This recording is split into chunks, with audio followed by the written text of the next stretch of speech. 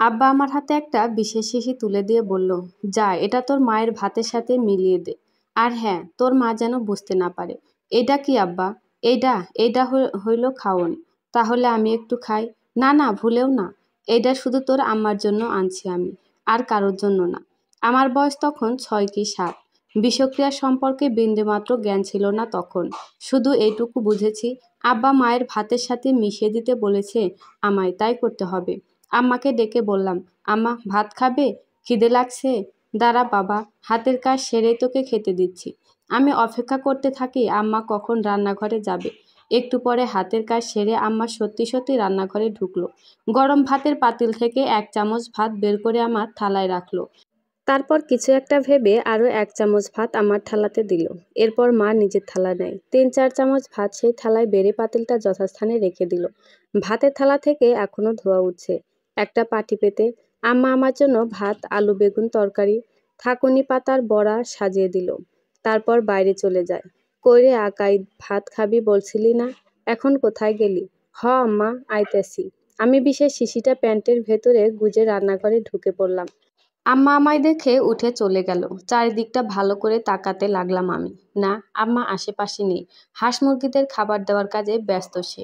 এই ফাঁকে আমি আমার খাবারের থালাটার উপর শিশিটা উপুর করে দিলাম। বিশেষ শেষ ফোঁটাটা ভাতের সাথে মিশে যাওয়া পর্যন্ত অপেক্ষা করি। তারপর বুদ্ধি করে খালি শিশিটা চুলার জ্বলন্ত কয়লার ভেতরে ফেলে দিলাম। কাজ শেষ করে আপন মনে খেতে থাকি। থানকুনি পাতার একটা বড়া মুখে তুলতেই মা একটা পানি গ্লাস আমার দিকে এগিয়ে দিল। জল নে বাবা। তুমি খাবা না আম্মা? বড্ড খিদে লাগছে। আজ তোর সাথেই বসে খাই। খেতে খেতে বারবার আম্মার দিকে আর চোখে তাকাতে লাগলাম। আলু বেগুনের তরকারি দিয়ে ভাত মেখে একটা গ্লাস মুখে তুলল আম্মা। আমি চেয়ে আছি সেই দিকে। লক্ষ্য করলাম আম্মার চোখ দিয়ে পানি গড়িয়ে পড়ছে, কিন্তু তারপরও সে খাওয়া থামাচ্ছে না। আম্মাকে কাঁদতে দেখে আমার নিজেরও কেন জানি না খুব কান্না পাচ্ছে। আমি তাকে জিজ্ঞেস করি, আম্মা কি হয়েছে তোমার? কাঁদতেছো কেন? আম্মা আমার দিকে তাকিয়ে স্নেহ হেসে বলল, তুই আমার ভাতে বিষ মিশিয়ে দিয়েছিস তাই না বাবা? আমার প্রশ্নটা করে আম্মা আরও একটা ভাতের গ্লাস মুখে তুলে নিল। আমি অপলক দৃষ্টিতে তাকিয়ে আছি সেই দিকে। বিষ কি আম্মা? কি হয় বিষ খাইলে? কিছু হয় না বাবা। কই আমি একটু খাই। তুমি তো রোজ খাইয়ে দাও আমায়, তাহলে আজ দিচ্ছ না কেন? না বাবা, ভুলেও না। তুই কাছেও আসিস না আমার। বুঝতে পারছি মায়ের গলার স্বর কেমন জানি ভারী হয়ে আসছে। শ্বাস নিতে কষ্ট হচ্ছে তার। বুঝতে পারছি না কি করব আমি। আম্মা কি হয়েছে তোমার? এমন করতেছো কেন তুমি? আমায় একটু পানি দিবি বাবা? আম্মা কেমন হাঁফিয়ে হাঁপিয়ে বলতে লাগলো। আমি আমার গ্লাসটা আম্মার দিকে এগিয়ে দিলাম। আম্মা হাত বাড়িয়ে গ্লাসটা নিবে সেই শক্তি নেই। আমি তার মুখের সামনে গ্লাসটা ধরি। অমনি ঢকঢক করে পুরোটা গলধঃকরণ করে নিল। তারপর মাটিতে লুটিয়ে পড়ে। আম্মাকে এখনো এরকম করতে দেখিনি আমি। প্রচণ্ড ভয় পেয়ে গেলাম।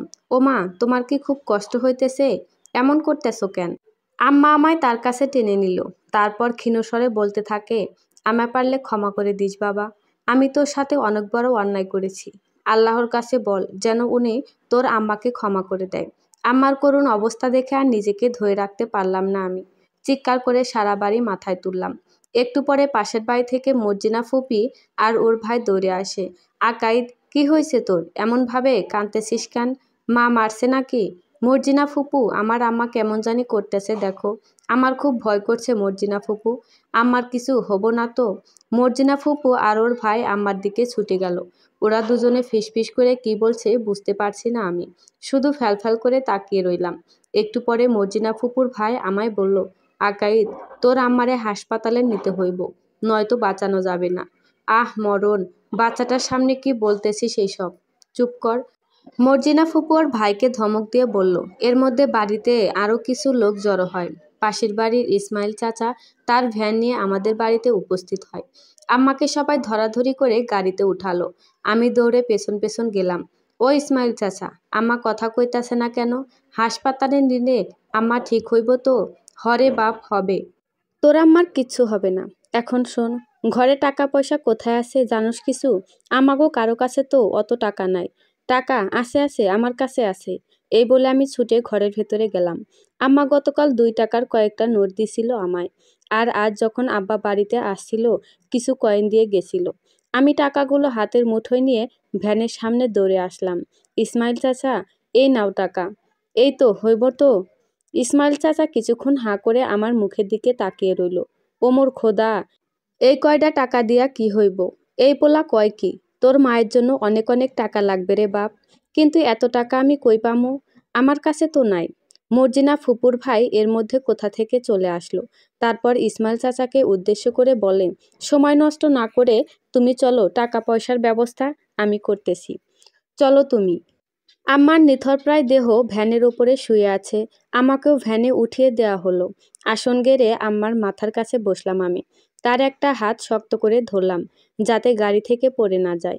প্রায় আধ ঘন্টা পরে গাড়ি এসে হাসপাতালের গেটের সামনে থামলো। আম্মাকে ধরে ভেতরে নিয়ে যাওয়া হয়। এরপর কি হয়েছে আমি জানি না। আমায় আবার বাড়িতে নিয়ে আসা হলো। অনেক করে হাসপাতালে থাকতে চাইলাম, কেউ শুনল না আমার কথা। রাতের বেলা ঘরের সামনে আকাশের দিকে তাকিয়ে বসে আছি। এখন পর্যন্ত আম্মার কোনো খবর পাইনি। শুধু মাথায় আম্মার একটা কথা বারবার ঘুরপাক খাচ্ছে, আমায় ক্ষমা করে দিস বাবা। আমি অনেক বড় অন্যায় করেছি তোর সাথে। এই কথার মানে কি? আম্মা আমার কাছে কিসের জন্য মাপ চাইলো? আর সে আমার সাথে কি বা অন্যায় করেছে? আল্লাহ আর আম্মাই ভালো জানেন। জানি না এর রহস্য কি। হঠাৎ পেছন থেকে কেউ একটা আমার কাঁধে হাত রাখলো। আমি চমকে উঠে ঘুরে তাকালাম। আব্বা তুমি? হরে আমি। শোন, তুই কাউরে কিছু বলিস নাই তো? কি বলুম? আমি যে তোরে বিশেষ শিশিটা দিছিলাম, কাউরে বলিসনি তো? না, কিন্তু বললে কি হইব? এত বুঝতে হব না। তুই খালি কাউরে কিছু বলবি না, ঠিক আছে? ঠিক আছে। তুমি অহন আমারে আমার কাছে নিয়ে যাও। আমি আমার কাছে যাব। এত রাতে গিয়ে কি করবি? আমি কাল সকালেই নিয়ে আসবো তোর আম্মারে। তাই নাকি? সত্যি? আম্মারে তুমি নিয়ে আসবা? হ। এখন যা ঘুমা। আমি বেশ আনন্দিত মনে ঘরের ভেতরে চলে গেলাম। সকাল সকাল ঘুম থেকে উঠে পড়ি। না জানি আম্মা কখন আসবে। আব্বা তো কইল সকাল সকাল নিয়ে আসবে। এত দেরি কেন হইতেছে তাহলে কে জানে? মনটা বড্ড আনচান করছে আমার। বারবার ঘরের ভেতরে বাহির হচ্ছি। একটু পর গাড়ি আর লোকজনের শব্দ ভেসে আসলো আমার কানে। ঘর থেকে দৌড়ে বাহির হতে দেখি কেউ পলিথিনে পেঁচানো কিছু একটা গাড়ি থেকে নামালো। তারপর উঠানের সামনে রাখে। আমি আব্বারে গিয়ে কইলাম, ও আব্বা, এটা কি নিয়ে আইছো? আম্মা কোথায় আমার? আম্মা কই? তোর আম্মা এই পলিথিনের ভেতরে বাবা। আব্বা কাঁদতে কাঁদতে বলল, তুমি আমারে এই মোটা কাগজের ভেতর রাখছো কেন? আম্মা যে শ্বাস নিতে পারবো না। আমার কথা শুনে উপস্থিত লোকজনের ভেতরে কয়েকজন কান্না শুরু করে দিল। বুঝতে পারছি না কি ঘটেছে এখানে। আব্বা আমায় জড়িয়ে ধরে হাউমাউ করে কান্না জুড়ে দিল। তোর আম্মা আর বেঁচে নাই বাবা। তোর আম্মা আমাগো সবাইরে ফাঁকি দিয়ে চলে গেছে। আব্বার কথা শুনে মাথাটা চক্কর দিয়ে উঠল আমার। চারপাশটা অন্ধকার হয়ে আসতে লাগলো। দাঁড়িয়ে থাকতে পারছি না আর। মাথা ঘুরে আম্মার পায়ের কাছে গিয়ে পড়লাম। ঠিক তখন একটা অদ্ভুত ব্যাপার লক্ষ্য করি আমি। এই পা তো আমার আম্মার পা না। আম্মার পায়ের আঙ্গুলগুলো এরকম লম্বা লম্বা কেন? আমি নিশ্চিত এটা আম্মার লাশ না। না, এইটা আমার আম্মা না। আব্বা, এইটা আমার আম্মা না। কারে নিয়ে আইছো তুমি? আহারে, মায়ের শোকে বেচারার মাথাটাই গেছে মনে হয়। দেখো, নিজের মায়েরই চিনতে পারতেছে না। গ্রামবাসী আমাকে উদ্দেশ্য করে বলতে লাগলো, কিন্তু আমি ভালো করেই জানি এটা আমার আম্মা না। আব্বা হয়তো কোথাও একটা ভুল হচ্ছে। আমাকে যে করেই হোক আব্বার ভুল ভাঙাতেই হবে। আব্বা দেখো, সবাই আমারে পাগল বলতেছে। তুমি আম্মার মুখখানা দেখাও সবাইরে। এইটা আমার আম্মা না। বাপ আমার, এইটা তোর আম্মা না তো কে? আমি নিজে সদর হাসপাতাল থেকে নিয়ে আইছি তোর আম্মারে। আমি আম্মার মুখ দেখতে চাই। আম্মার মুখ দেখতে চাই আমি। এই, ওরে কেউ ঘরের ভেতরে নিয়ে যা।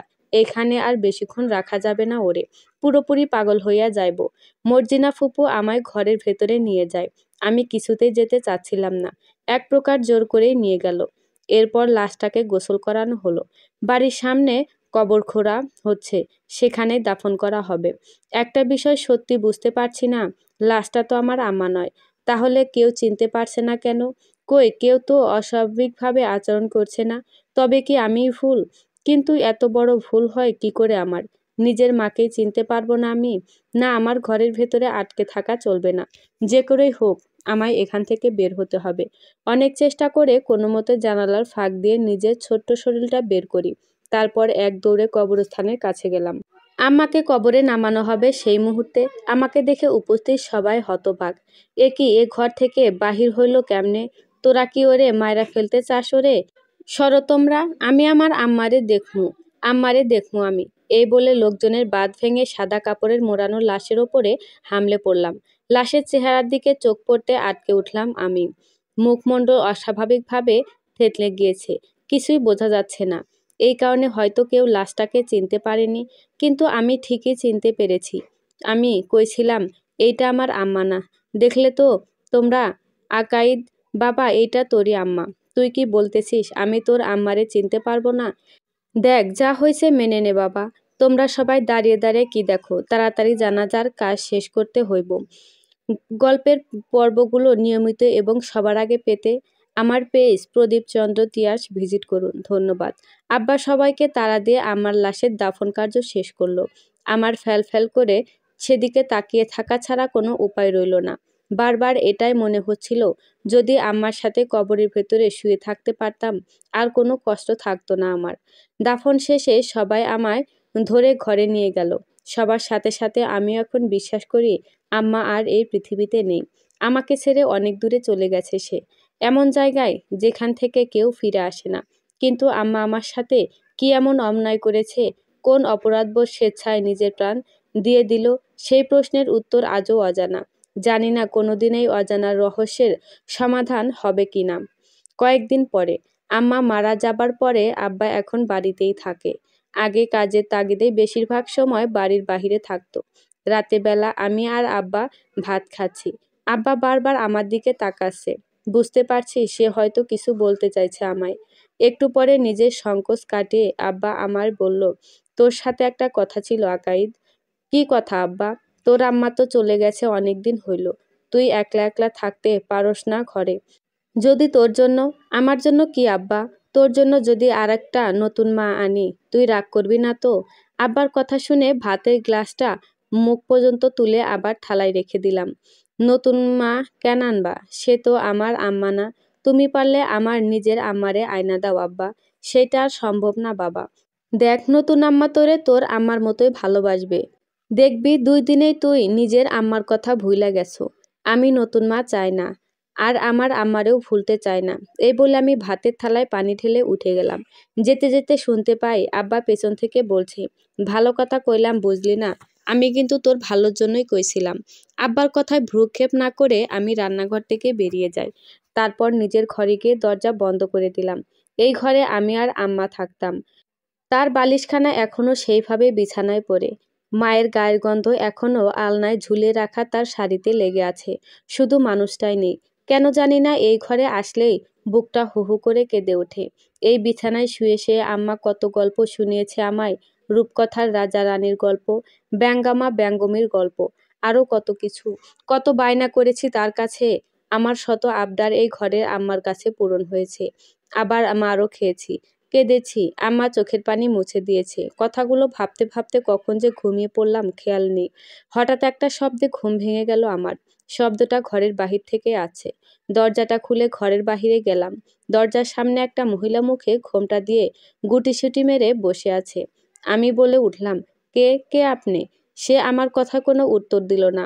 আমি ধীরে ধীরে তার দিকে এগিয়ে যাই। তারপর ঘোমটাটা মাথার ওপর থেকে সরিয়ে দিলাম। মুহূর্তেই এক অদ্ভুত অনুভূতি ঘিরে ধরল আমায়। মনে হচ্ছে চোখের সামনে যেন স্বপ্ন দেখছি। এ কি আম্মা, তুমি? তুমি কোথা থেকে এলে? আম্মা শুধু আমার দিকে এক দৃষ্টে তাকিয়ে আছে, কোনো কথা বলছে না। ভীষণ ভয় পেয়ে গেলাম আমি। এ কি আম্মা, তুমি কোনো কথা বলতেছো না কেন? কি হয়েছে তোমার? হঠাৎ একটা কথা মনে পড়ল আমার। আম্মা তো মারা গেছে, তাহলে আবার ফিরে এলো কি করে? যতদূর জানি কোনো মৃত মানুষ ফিরে আসতে পারে না, কিন্তু আম্মা ফিরে আসলো কি করে? এ কি সত্যি আমার আম্মা, নাকি অন্য কেউ? এটা ভেবে আমার ভয়ের মাত্রা আরও বাড়তে লাগলো। মনের ভেতরে সাহস সঞ্চয় করে আয়তাল কুরসি পড়া শুরু করলাম। আয়তাল কুরসি শুনে আম্মা উঠে দাঁড়ায়, তারপর সামনের দিকে হাঁটা শুরু করলো। আমি সূরা পাঠ থামিয়ে আম্মাকে পেছন থেকে ডাক দেই, আম্মা, তুমি এভাবে কিছু না বলে কোথায় চলে যাচ্ছ? আমাকে কিছু বলতেছো না কেন তুমি? আমার কোনো প্রকার আকুতি মিনতি আম্মার কানে পৌঁছালো না। ধীরে ধীরে এগোতে এগোতে অন্ধকারে মিলিয়ে গেল। আমি আম্মার পেছনে দৌড় দেবার জন্য অদ্যত হলাম। অমনি ঘুমটা ভেঙে গেল। বিছানা থেকে ধরফর করে উঠে বসলাম। বুকটা বড্ড শুকিয়ে গেছে। তার মানে এতক্ষণ স্বপ্ন দেখছিলাম আমি? তাই তো, আম্মা তো আর বেঁচে নেই। সে ফিরেই বা আসবে কি করে? যদিও এই স্বপ্নের মতো বাস্তবে কিছু ঘটলে আমার থেকে বেশি খুশি কেউ হতো না। আমি ভালো করে জানি সেটা হয়তো কখনোই সম্ভব না। আম্মা আগে ঘুমানোর সময় খাটের পাশের টেবিলটায় পানি ভর্তি জগ রেখে দিত। এখন পানির জন্য রান্নাঘরে যাওয়া ছাড়া কোনো উপায় নেই।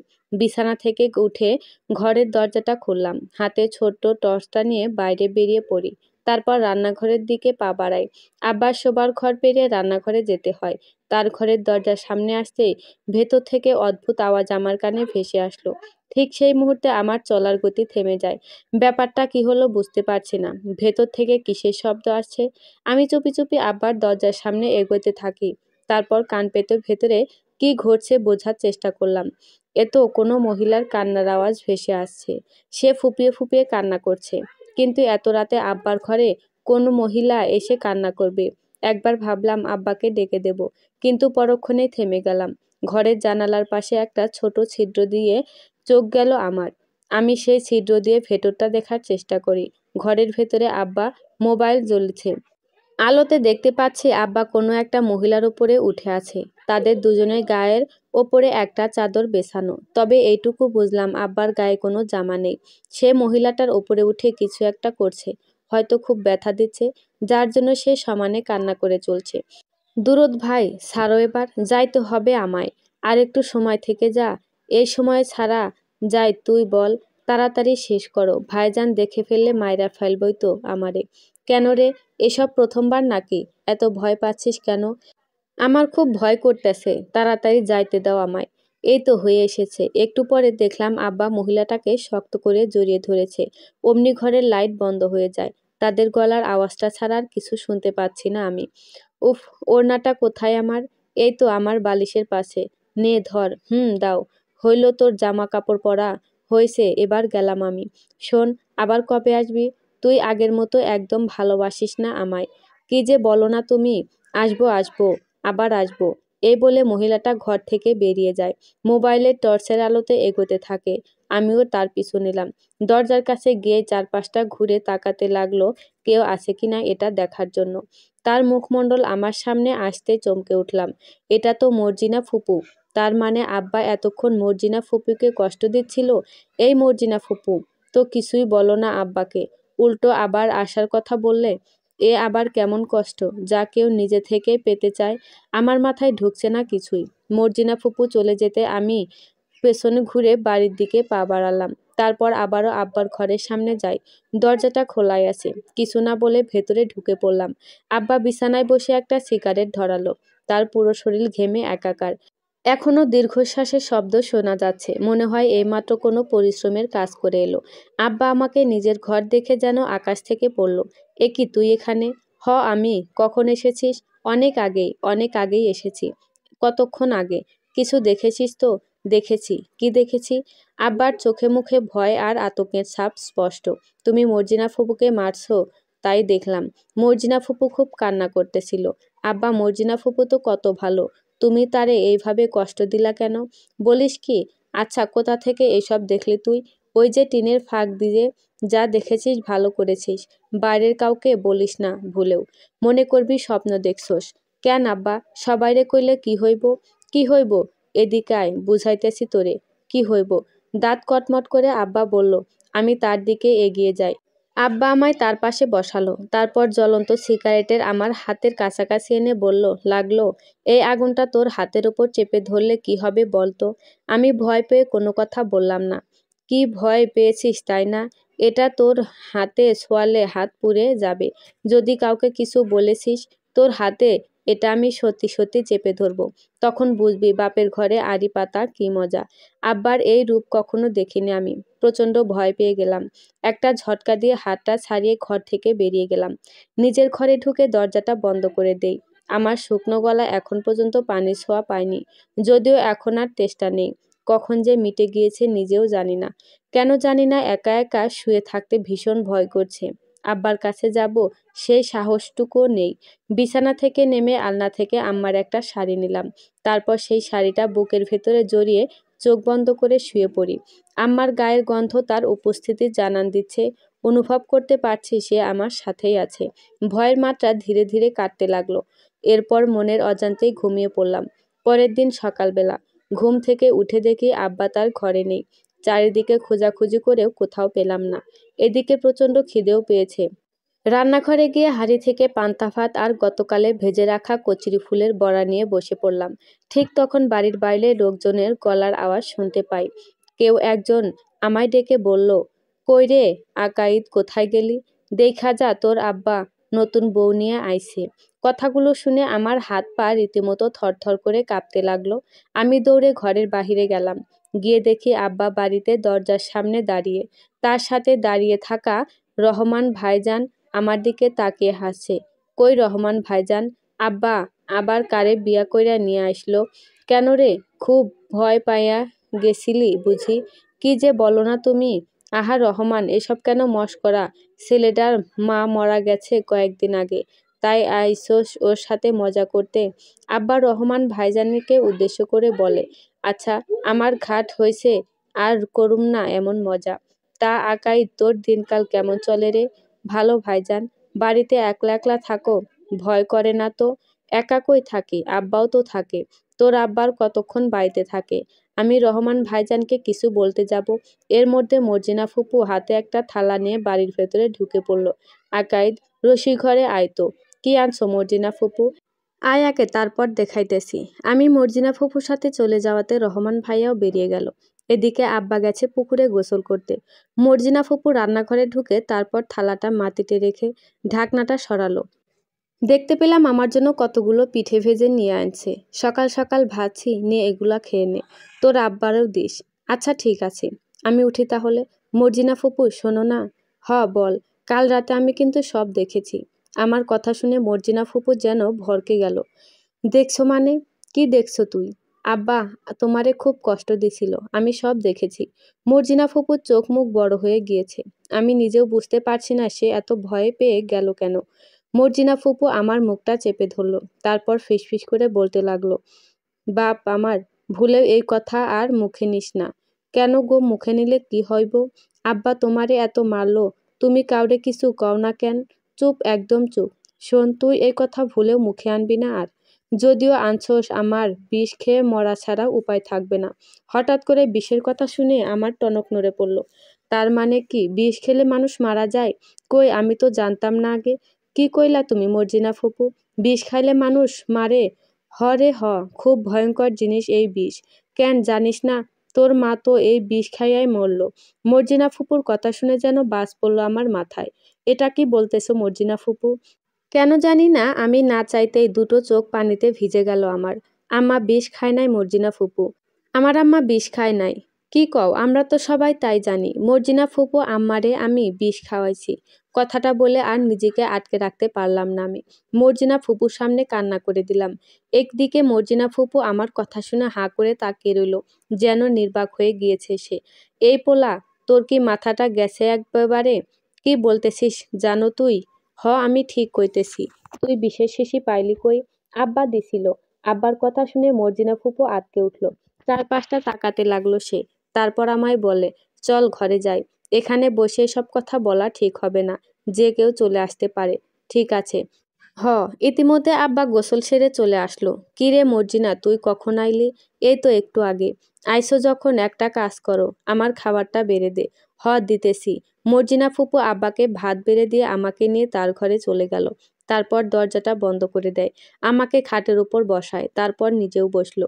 এবার বল, কি হয়েছিল? আব্বা আমার হাতে একটা বিশেষ শিশি দিয়ে বলল, এইটা যেন আমি আম্মার খাওয়ানোর সাথে মিশাইয়া দেই। তারপর তুই কি করলি? আমি লুকাইয়া লুকাইয়া আম্মার ভাতের সাথে বিষ মিশাইয়া দিলাম। তুই এইটা কি করলি আকাইদ? কেন শুনতে গেলি আব্বার কথা?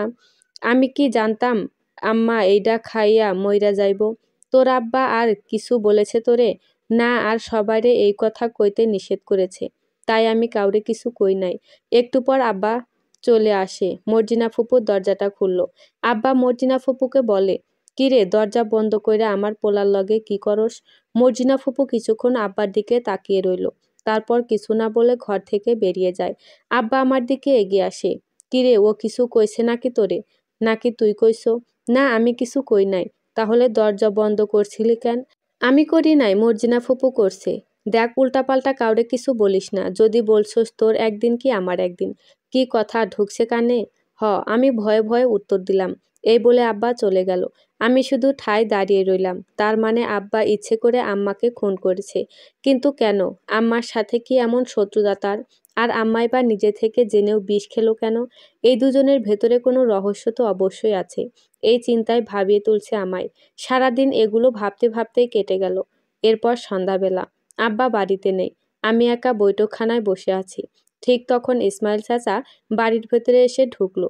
ইসমাইল চাচাই সেই দিন আমার আম্মারে তার গাড়িতে করে হাসপাতালে নিয়ে গেছিল। আমি তাকে জিজ্ঞেস করি, ইসমাইল চাচা তুমি? তোর আব্বা কই? আব্বা তো বাড়ি নাই। শোন, একটা কথা আছে। কি কথা বলো? একটা সাংঘাতিক ঘটনা ঘইটা গেছে রে। তোর আম্মারে যে হাসপাতাল থেকে নিয়ে আইছিলাম, ওই হাসপাতালে নাকি একটা অ্যাক্সিডেন্ট হওয়ার লাশ খুঁজে পাওয়া যাইতেছে না। মানে মানে যেদিন তোর আম্মারে আমরা এই বাড়িতে নিয়ে আসি, সেই দিন থেকে নাকি লাশটা খুঁজে পাওয়া যাইতেছে না। আমি এইমাত্র খবর পাইলাম। জানি না কি করতেছে ওরা। ইসমাইল চাচার কথা শুনে আমার আম্মার লাশের কথা মনে পড়ল। তার মানে কি, আমি সেই দিন ঠিকই সন্দেহ করেছিলাম ওই লাশটা আম্মার ছিল না। আল্লাহ, আমার মনের সন্দেহ তুমি সত্যি কইরা দাও। একটু পরে বাড়িতে মর্জিনা ফুপু চলে আসে। সে আগে থেকে রহমান চাচার সমস্ত কথা শুনে ফেলেছে। রহমান ভাইজান, কি কইতেছো তুমি এইসব? মর্জিনা ফুপু রহমান চাচাকে বলে। হরে, ঠিকই কইতেছি। আমি একটু আগে শুনে আসলাম। এই কারণেই তো দ্রুত ভাইয়ের কাছে আসলাম, ওরে সবটা জানাইবো বলে। না, তুমি দ্রুত ভাইজানের কিছু বইল না এক্ষুনি। কিন্তু কেন? কি সমস্যা ওরে কইলে? আমি কইছি বলবা না, তাই বলবা না। আর আমি যখন বলেছি অবশ্যই কোনো কারণ আছে। আচ্ছা ঠিক আছে। আর পরেও আমারে কিছু কইলে তোর কথা বইলা দিমু কিন্তু, যে তুই আমারে নিষেধ করছস। আচ্ছা যা খুশি কইরো, এখন চুপ থাকো। আমি আসি তবে। এই বলে রহমান চাচা চলে গেল। মর্জিনা ফুপু আমায় বলল, চল আকাইদ, আমরা হাসপাতালে যাই। হাসপাতালে? হাসপাতালে কেন? চল আমার সাথে। আমার মনে হয় তুই ওই দিন ঠিকই কইছিলি, ওইটা তোর আম্মা ছিল না। দেখছো, তখন কেউ আমার কোনো কথা বিশ্বাস করলো না। জানি আমি। এবার চল যাই। আব্বা আইসা তো আবার খোঁজাখুঁজি শুরু কইরা দেবে। তখন কি হইব? আমি তোর আব্বারে কিছু একটা বুঝাইয়া বলমনি। চল এবার। আমি মর্জিনা ফুপুর সাথে বাড়ি থেকে বেরিয়ে গেলাম। সদর হাসপাতাল আমাদের গ্রাম থেকে খুব একটা দূরে না। হেঁটে যেতে ঘন্টাখানেক সময় লাগে। যাতে আব্বার সামনে না পড়ি, এই কারণে মর্জিনা ফুপু আমায় জঙ্গলের রাস্তা দিয়ে নিয়ে যায়। যদিও এখান থেকে যেতে একটু বেশি সময় লাগে। বেশ কিছুক্ষণ পরে হাসপাতালে পৌঁছালাম আমরা দুইজন। এই জায়গায় শেষবার আম্মাকে নিয়ে আসছিলাম, আর আজকে আসলাম। মর্জিনা ফুপুর হাত ধরে আমি ভেতরে যাই। তারপর একজন ডাক্তারের সাথে দেখা করি। মর্জিনা ফুপু তার সাথে কথা বলছে। আমি দাঁড়িয়ে দাঁড়িয়ে সবটা শুনতে লাগলাম। আচ্ছা ডাক্তার সাহেব, যে লাশটা হাসপাতাল থেকে চুরি হয়েছে, আমি তার ব্যাপারে কিছু কথা বলতে এসেছি আপনার সাথে। হ্যাঁ, সে তো বহুদিন আগের ঘটনা। বলছিলাম ওই লাশটার কিভাবে মৃত্যু হয়েছিল। আর কোনো ছবি বা কোনো কিছু আছে আপনাদের কাছে আমাদের দেখানোর জন্য?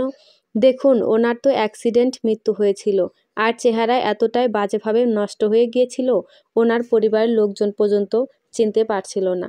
আর আপনার কাছে কোনো প্রকার ডকুমেন্ট কোনো শেয়ার করব আমি? এটা আইন বিরোধী কাজ। ও আচ্ছা, তার লাশ কিভাবে চুরি হলো, কে করলো, এই বিষয়ে কিছু কি জানতে পেরেছেন? না, এখন পর্যন্ত কিছুই জানা যায়নি। আর আপনাদের এর থেকে বেশি কিছু জানানো সম্ভব নয় আমাদের পক্ষে। ধন্যবাদ। ডাক্তার সাহেব এরপর চলে গেলেন। মর্জিনা ফুপু আমাকে উদ্দেশ্য করে বলল, আমার এবার সত্যিই মনে হচ্ছে ওই লাশটা তোর আম্মার ছিল না, ওই মহিলার ছিল। দেখিসনি ওনার মুখটা কিভাবে থেতলে ছিল? কি বোকা আমরা, তখন কিছুই বুঝতে পারিনি। কিন্তু আম্মার লাশের জায়গায় ওই লাশটা আসলো কেমনে? লাশ তো আর নিজে থেকে হেঁটে আসেনি, তাই না? বুদ্ধিমানের মতো কথা বলেছিস। আমিও একই কথা ভাবছি। তোর আম্মার লাশটা তাহলে কোথায় গেল? আর ওই মহিলার লাশটাই বা তোর আম্মার জায়গায় আসলো কেমনে? আমার কি মনে হয় জানিস কি, তোর আব্বাই কিছু করেছে। তোর আম্মার লাশ সেই বাড়িতে নিয়ে আসছে। তার কি একেবারেও সন্দেহ হয়নি? দেখ আদিবা ভাবি রে, আমার আম্মার নাম আদিবা। আমাদের চিনতে ভুল হতেই পারে। তোর বা তোর আব্বার ভুল হবার তো কথা না। তুই একটুকু বাচ্চা ছেলে, তোর সন্দেহ হলো আর তোর আব্বার হলো না। এটা সম্ভব? আমরা এখন কি করবো মর্জিনা ফুপু? সেটাই তো আমিও জানি না। তোর আম্মা যদি সত্যিই বেঁচে থাকে, কোথায় আছে, কিভাবে আছে, আমরা কিচ্ছু জানি না। আমরা কেমনে খুঁজে বার করমু তারে? আর সে যে বেঁচে আছে তার কি নিশ্চয়তা আছে? আমার মনে হয় আম্মা মরে নাই, সে বেঁচে আছে। হয়তো আছে কোথায়, একমাত্র আল্লাহ জানে। কি সব হয়েছে আমাদের চোখের আড়ালে। শোন, এখন চল, এখানে আর কাজ নেই আমাদের। আব্বা তোরে বাড়িতে না পেলে সন্দেহ করতে পারে, কিন্তু এখানে এসে তো তেমন কিছু জানতে পারলাম না আমরা। ওনারা যতটুকু বলেছে তাই অনেক। আমাদেরকে কেন হাসপাতালের ভেতরে খবর জানতে যাবে? এই বলে মর্জিনা ফুপু আমার হাতটা ধরে বেরিয়ে যাবে, ঠিক তখন পেছন থেকে কেউ একটা ডাক দিল আমাদের। আমরা ঘুরে তাকাই। হাসপাতালের কোনো নার্স মনে হচ্ছে। আমি আপনাদের সব কথা শুনেছি এতক্ষণ দাঁড়িয়ে। নার্স আমাদের উদ্দেশ্য করে বলল, হ্যাঁ, আপনার কিছু বলার থাকলে বলুন আমাদের। বলার তো অবশ্যই আছে, তবে এখানে না, বাইরে চলুন। বাইরে কেন যেতে হবে? আরে আগে আসুনি না। আমি আর মর্জিনা ফুপু সেই নার্সের সাথে বাহিরে গেলাম। তারপর সে আমাদের একটা নির্জন জায়গায় নিয়ে যায়। আমি একটা কথা জানাতে চাই আপনাদের, যা আজ পর্যন্ত কাউকে বলিনি মানে বলার সাহস হয়নি। কি কথা বলুন? আমার মনে হয় আমি এই বাচ্চাটার মাকে দেখেছি, আর সে মারা যায়নি। নার্সের কথা শুনে আমরা দুজনেই চমকে উঠলাম। মর্জিনা ফুপু বেশ আগ্রহ সহকারে নার্সকে বলল, কি কি বললেন আপনি? হ্যাঁ, আমি এতদিন কাউকে বলিনি। বললে আমার চাকরিটাই হয়তো থাকতো না, আর কেউ বিশ্বাস করতো না আমার কথা। কি দেখেছেন আপনি? এই হাসপাতালে সেই দিন রাতে মোট 2 জন মারা গিয়েছিল। একজন এই বাচ্চাটার মা, আর একজন অ্যাক্সিডেন্ট পেশেন্ট ছিল। তো যখন আমি নাইট ডিউটি করছিলাম, হাসপাতাল থেকে একটা লাশকে হেঁটে যেতে দেখতে পাই। এটা দেখে প্রচণ্ড ভয় পেয়ে যাই আমি। আমি জানি কোনো লাশের পক্ষে হাঁটাচলা করা সম্ভব নয়। ওই মহিলা আদতে মারাই যায়নি, কোনোভাবে সারভাইভ করে গিয়েছিল। আপনি তখন কাউকে কিছু বললেন না কেন? আর তাকে আটকালেন না কেন? আমার কথা কে বিশ্বাস করতো তখন? যদি বলতাম মৃত ঘোষণা করা কোনো মানুষকে জীবিত অবস্থায় আবিষ্কার করেছি, উল্টো হাসপাতালের বদনাম হতো, ডাক্তারদের সেবার মান নিয়ে প্রশ্ন উঠত তখন। আর যদি এটা দাবি করতাম আমি ভূত দেখেছি, আমার চাকরিটা চলে যেত। আমাদের জন্য এসব ভূত প্রেত বা আত্মা বিশ্বাস করা নিষিদ্ধ। তার থেকে বড় কথা, আমি নিজে চাইনি কোনো ঝামেলায় জড়াতে, তাই চুপ ছিলাম এতদিন। আচ্ছা, সেই মহিলা কোথায় গিয়েছে আপনি বলতে পারবেন? আমরা তাকেই খুঁজে মরছি। ছেলেটার দিকে চেয়ে দেখুন, বেচারা মাকে ছাড়া বাঁচবে কি করে? মর্জিনা ফুপু আমাকে ইঙ্গিত করে নার্সকে বলল, হ্যাঁ, আমি জানি উনি কোথায় গিয়েছেন। নার্সের কথা শুনে আমরা আবারও চমকে উঠলাম। কি বললেন? কি বললেন আপনি? আপনি জানেন উনি কোথায় গিয়েছেন? দেখুন, উনি ঠিক কোথায় গিয়েছেন আমি তো বলতে পারবো না। তবে আমি এইটুকু দেখেছি, উনি হাসপাতাল থেকে বের হয়ে ডান দিকের রাস্তা ধরে এগিয়ে গিয়েছেন। আপনাকে অনেক অনেক ধন্যবাদ আমাদের সাহায্য করার জন্য। হয়তো এই সূত্র ধরে আমরা ওর মাকে খুঁজে বের করতে পারবো। আমি আর মর্জিনা ফুপু নার্সের থেকে বিদায় নিয়ে চলে আসি। নার্স যে জায়গায় আম্মাকে শেষবারের মতো দেখেছে, সেই জায়গায় এসে দাঁড়ালাম। এইবার কি করব আমরা মর্জিনা ফুপু? সেইটা আমিও তো বুঝতে পারতেছি না। আচ্ছা, তোদের কোনো আত্মীয় বাড়ি আছে এইদিকে? হতে পারে তোর মা সেখানেই গেছে। কই, আমি তো জানি না। আমাদের এদিকে কোনো আত্মীয় বাড়ি নেই। দেখ আকাইদ, এভাবে হবে না। আমরা এইভাবে তোমার আম্মাকে খুঁজে পাবো না। তাহলে কেমনে খুঁজবো? এখন চল বাড়িতে যাই। অনেকটা সময় নষ্ট হয়েছে। তোর আব্বা যদি একবার জানতে পারে আমরা লুকিয়ে লুকিয়ে এসব করছি, আস্ত রাখবে না আমাদের। তাহলে আম্মারে আর পাওয়া হইব না। কেন হইব না? আমরা ঠিক তোর আম্মাকে খুঁজে পাবো। এখন চল বাড়িতে চল। এইভাবে আন্দাজে সারা রাত খুঁজলেও কিচ্ছু হবে না। আমরা পেছনের দিকে ঘুরবো, ঠিক তখনই কেউ একটা আমাদের অতিক্রম করে চলে গেল। এক মুহূর্তের জন্য হলেও মনে হলো আমি আমার মাকে দেখলাম। সামনে তাকাতেই দেখতে পাই একজন মহিলা ঘোমটা দিয়ে দাঁড়িয়ে এগিয়ে যাচ্ছে। মনের অজান্তেই আমার মুখ থেকে বেরিয়ে আসলো, আম্মা। আম্মা, তুমি কোথায় যাচ্ছ? কি হলো আকাইদ, কোথায় তোর আম্মা? দেখো মর্জিনা ফুপু, আমি এইমাত্র আমার মাকে দেখলাম। ওটা আমার মা। আমি আর মর্জিনা ফুপু মহিলাটার দিকে এগিয়ে যাই। সে কিছু বুঝে ওঠার আগেই খপ করে হাতটা টেনে ধরলাম। আম্মা, কিছু না বলে এভাবে কোথায় যাচ্ছ তুমি? কি হলো? কে আপনি? এভাবে ঘোমটা দিয়ে আছেন কেন? এইদিকে ঘুরে তাকান বলছি। মর্জিনা ফুপু বলল। মহিলা উল্টো তার ঘোমটাটা আরো লম্বা করে টেনে দিল।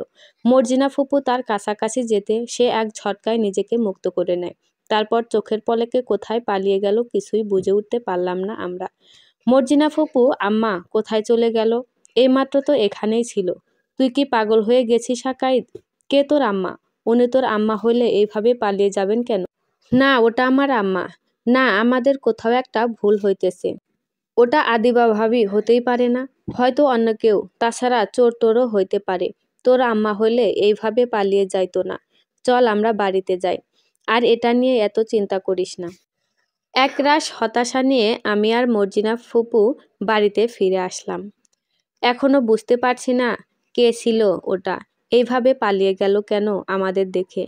কেন একটিবার নিজের মুখটা দেখালে কি এমন হতো? না, আর কিছু ভাবতে পারছি না আমি। অনেকটা রাত হয়ে গেছে বলে মর্জিনা ফুপু তার বাড়িতে ঢুকে পড়ল। বাকি পথটুকু আমি নিজেই হেঁটে আসি। বাড়ির দরজা খুলে ভেতরে ঢুকলাম। ঘরের সামনে যেতেই দেখি আব্বা সামনে বসে আছে। আমি ভয়ে ভয়ে সামনে এগোতে থাকি। কি ব্যাপার, এত রাতে কোথা থেকে আসা হইল? মর্জিনা ফুপুর সাথে একটু বাহিরে গেছিলাম। তা বাইরে এটা কোথায় জানতে পারি? আমি আব্বাকে কি বলবো কিছু বুঝতে পারছি না। যদি সত্যিটা বলে দেই হাসপাতালে গিয়েছিলাম, এতে আব্বা আরো বেশি রেগে যাবে। তাই কোনো কথা না বলে চুপ করে রইলাম। কি আমি কি জিগাইতেছি, কানে যাইতেছে না বুঝি? তার আগে তুমি কও, তুমি আমারে বিষ খাওয়াইছো কেন? আমি এখন জানি বিষ খাইলে মানুষ মারা যায়। তোমার জন্য আমার আম্মা মারা তোমার জন্য আমার আম্মা মরছে।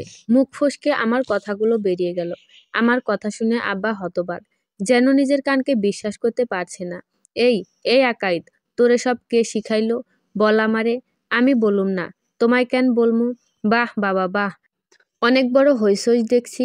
বড় হইবার কি আছে আব্বা? বলো, আমি কি কিছু ভুল বলতেছি?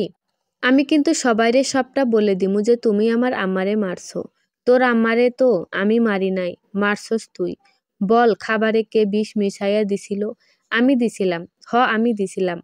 কারণ তুমি আমারে শিখাইয়া দিছিলা। আমি তো জানতামও না বিষ খাইলে মানুষ মরে। বিষ খাইলে মানুষ পড়ে। তুমি জানো না? আব্বার সাথে দাঁড়িয়ে দাঁড়িয়ে ঝগড়া কিভাবে করতে হয় ঠিক জানো। আমি সবাইরে সব বলে দিমু তুমি আমার আম্মারে মারছো। আমার কথা শুনে আব্বার নিজেকে সংবরণ করতে পারল না। উঠে এসে আমাকে এক ধাক্কা মেরে মাটিতে ফেলে দিল। তারপর শাসিয়ে শাসিয়ে বলতে থাকে, আজ থেকে বাড়ির বাহিরে পা রাখলে তোর ঠ্যাং ভেঙে দিমু আমি। আব্বা আমায় ধরে ভেতরে নিয়ে গেল। তারপর আমাকে আমার ঘরের ভেতরে রেখে দরজাটা বন্ধ করে দিল। আব্বা ধাক্কা মেরে ফেলে দেওয়াতে হাঁটুর নিচে সামান্য কেটে গেছে, অথচ সেদিকটা খেয়ালই করলো না। মাঝে মাঝে ভীষণ সন্দেহ হয় আমার, এটা কি সত্যি আমার আব্বা? বাবা হয়ে নিজের ছেলের সাথে এমন আচরণ করে কি করে? অবশ্য যে নিজের স্ত্রীকে বিষ খাইয়ে মারতে পারে, তার মতো মানুষের পক্ষে সব সম্ভব। সারা রাত প্রায় না ঘুমিয়েই কাটিয়ে দিলাম। ভোর রাতের দিকে চোখ জোড়া অসম্ভব রকমের লেগে আছে। তারপর কখন যে ঘুমিয়ে পড়েছি ঠিক নেই। সকালবেলা আব্বা আর মর্জিনা ফুপুর গলার আওয়াজে ঘুম ভাঙল আমার। শুনতে পাচ্ছি দুজনে বাহিরে দাঁড়িয়ে উঁচু গলায় কথা বলছে। তুই আর আমার বাড়িতে আসবি না মর্জিনা। কেন? কেন আসুম না আমি? তুই আমার ছেলেটার মাথা চিবাইয়া খাইতেছোস। ওর মাথায় সব বদবুদ্ধি তুই ঢুকাইছোস, আমি জানি। কি আমি বদবুদ্ধি ঢুকাইছি? আর তুমি যেগুলো করছো সেগুলো কি? খুব ভালো কাজ। তার মানে আমি যা সন্দেহ করছিলাম তাই? ওই পোলা সব কইছে তোরে? আইস তো ওরে আমি শেষ কইরা ফেলুম। আমি দাঁড়িয়ে টিনের ফাঁক দিয়ে সবটা দেখছি। আব্বা আমার ঘরের দিকে তেড়ে আসতে চাইলে মর্জিনা ফুপু তার হাতটা চেপে ধরল। দাঁড়াও দুরত ভাইজান, দাঁড়িয়ে যাও। আমায় স্যার বলছি। ভালো হইতেছে না কিন্তু। এত মাথা গরম কইরো না। দেখো, যা হইয়া যাউক না কেন, দিন শেষে ও তো তোমারই ছেলে। এই রকম করো না ওর সাথে। কে আমার ছেলে? ও আমার কোনো ছেলে না। না, আমি ওর বাপ। আব্বার মুখ থেকে কথা আমার কানে আসতে 2 পা পেছনে সরে গেলাম, যেন বাজ পড়লো আমার মাথায়। এটা কি বলতেছে আমার আব্বা? এই তোমার কি মাথা খারাপ হয়ে গেছে? কি বলতেছে তুমি এইসব? আব্বার গলার আওয়াজ মুহূর্তেই নিচু হয়ে গেল, যেন অসাবধানতাবশত মুখ থেকে কথাটা বেরিয়ে গেছে তার। দুরত ভাইজান, দুরত ভাইজান, কি হয়েছে তোমার? এমন করতেছো কেন? এরপর আব্বা আমাকে আর মর্জিনা ফুপুকে অবাক করে দিয়ে মাটিতে লুটিয়ে পড়ল। তারপর কান্না জুড়ে দেয়। মর্জিনা ফুপু আব্বার পাশে বসলো। দুরত ভাইজান, কি শুরু করলে তুমি এইসব? বলো তো, কি হয়েছে? মর্জিনা, আমি যে কথাটা এতদিন বুকের ভেতরে পাথর চাপা দিয়ে রাখছিলাম, আজ আর পারলাম না নিজেকে ধরে রাখতে। এটা কেন বললাম আমি? কি করলাম আমি এটা? কি হয়েছে আমায় বলো। একটু আগে তুমি কি বললে ওটা আকাই তোমার ছেলে নয়? না, কিছু না। আমায় আর কিছু জিজ্ঞেস করিস না তুই। এই বলে আব্বা ঘর থেকে বেরিয়ে গেল। মর্জিনা ফুপু তাকে কয়েকবার পেছন থেকে ডাক দেয়, কিন্তু আব্বা সাড়া দিল না। দুরুদ ভাই, কোথায় যাও? কিছু না বইলা চইলা যাইতেছো কেন তুমি? আব্বা মর্জিনা ফুপুর কোনো কথায় ভ্রুক্ষেপ না করে চলে গেল। এরপর মর্জিনা ফুপু এসে আমার ঘরের দরজাটা খুলল। আমি দৌড়ে গিয়ে মর্জিনা ফুপুকে জড়িয়ে ধরি। মর্জিনা ফুপু, এটা কি কইলো আব্বা? কি কইছে? কিছু কয় নাই তোর আব্বা? আমি শুনছি সে বলেছে আমি নাকি তার ছেলে না। দেখ, তুই এখনো অনেক ছোট, এত কিছু শুনতে নেই। আর কতটুকু বুঝিস তুই? দুরুদ ভাইয়া তোর আব্বা না তো কি? রাগের মাথায় অনেক কিছু বলে মানুষ। মর্জিনা ফুপুর কথা শুনে আমি চুপ হয়ে গেলাম। একটু পরে মর্জিনা ফুপু কি জানি একটা ভেবে আমায় বলল, তোরে যেটা বলতে আসছিলাম। কি কথা? একটা জরুরি কথা। আমি তোর আম্মার একটা আত্মীয় বাড়ির খোঁজ পেয়েছি, যার বাড়ি কিনা হাসপাতালের ডান দিকের ওই রাস্তাটা দিয়ে যাইতে হয়। সত্যি কইতেছো তুমি? হ রে, তোর আম্মারে এইবার পাইয়াও যাইতে পারি আমরা। সে তো বুঝলাম, কিন্তু আমার আম্মা ওখানেই আছে তার কি মানে? আমার তো মনে হয় ওই বাড়িতে আছে। দেখ, কোনো মানুষ যখন বিপদে পড়ে বা তার আশ্রয়ের দরকার হয়, নিজের আপন মানুষের কাছে যায়। দেখ, তা না হইলে তোর মা হাসপাতালের ওই রাস্তাটার দিকে কেন যাইব? তাহলে আমরা কি করব এখন? কি আর করব? তোর মায়ের ওই আত্মীয়র বাড়িতে যাব। আমার মনে হয় তুইও আগে গেছিস, এখন মনে করতে পারতেছিস না। হতে পারে, কিন্তু কখন যাব আমরা? দেখলে কাল রাতে কি কাণ্ড করলো আব্বা। এত ভয় পাইলে চলবে না। আমরা আজকে বিকেলের দিকে যাব। ওই সময়ে এমনিতেও তোর আব্বা বাড়িতে থাকে না। যদি সন্ধ্যার পর ফিরে আসতে পারি, আর কোনো চিন্তাই থাকবে না। ঠিক আছে, তাহলে তাই হবে। মর্জিনা ফুপু এরপর তার বাড়িতে চলে গেল। এদিকে আমিও আমার কাজে হাত দিলাম। দুপুরবেলা আব্বা বাড়িতে ফিরে আসে। হাতে করে কিছু খাবার নিয়ে আসলো। আম্মা বেঁচে থাকতে আব্বা যখন বাড়িতে ফিরতো, আমার জন্য কিছু না কিছু নিয়েই আসতো। আবার আজকে কিছু নিয়ে আসলো। আমি উৎসুক দৃষ্টিতে তাকে প্রশ্ন করি, এগুলো কি আনছো আব্বা? তোর জন্য গঞ্জ থেকে খাওয়ার নিয়ে আইছি, তুই যেগুলো খাইতে পছন্দ করো।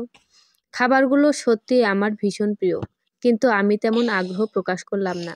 আব্বার সকাল আর গত রাতের চেহারা এখনো ভুলতে পারছি না।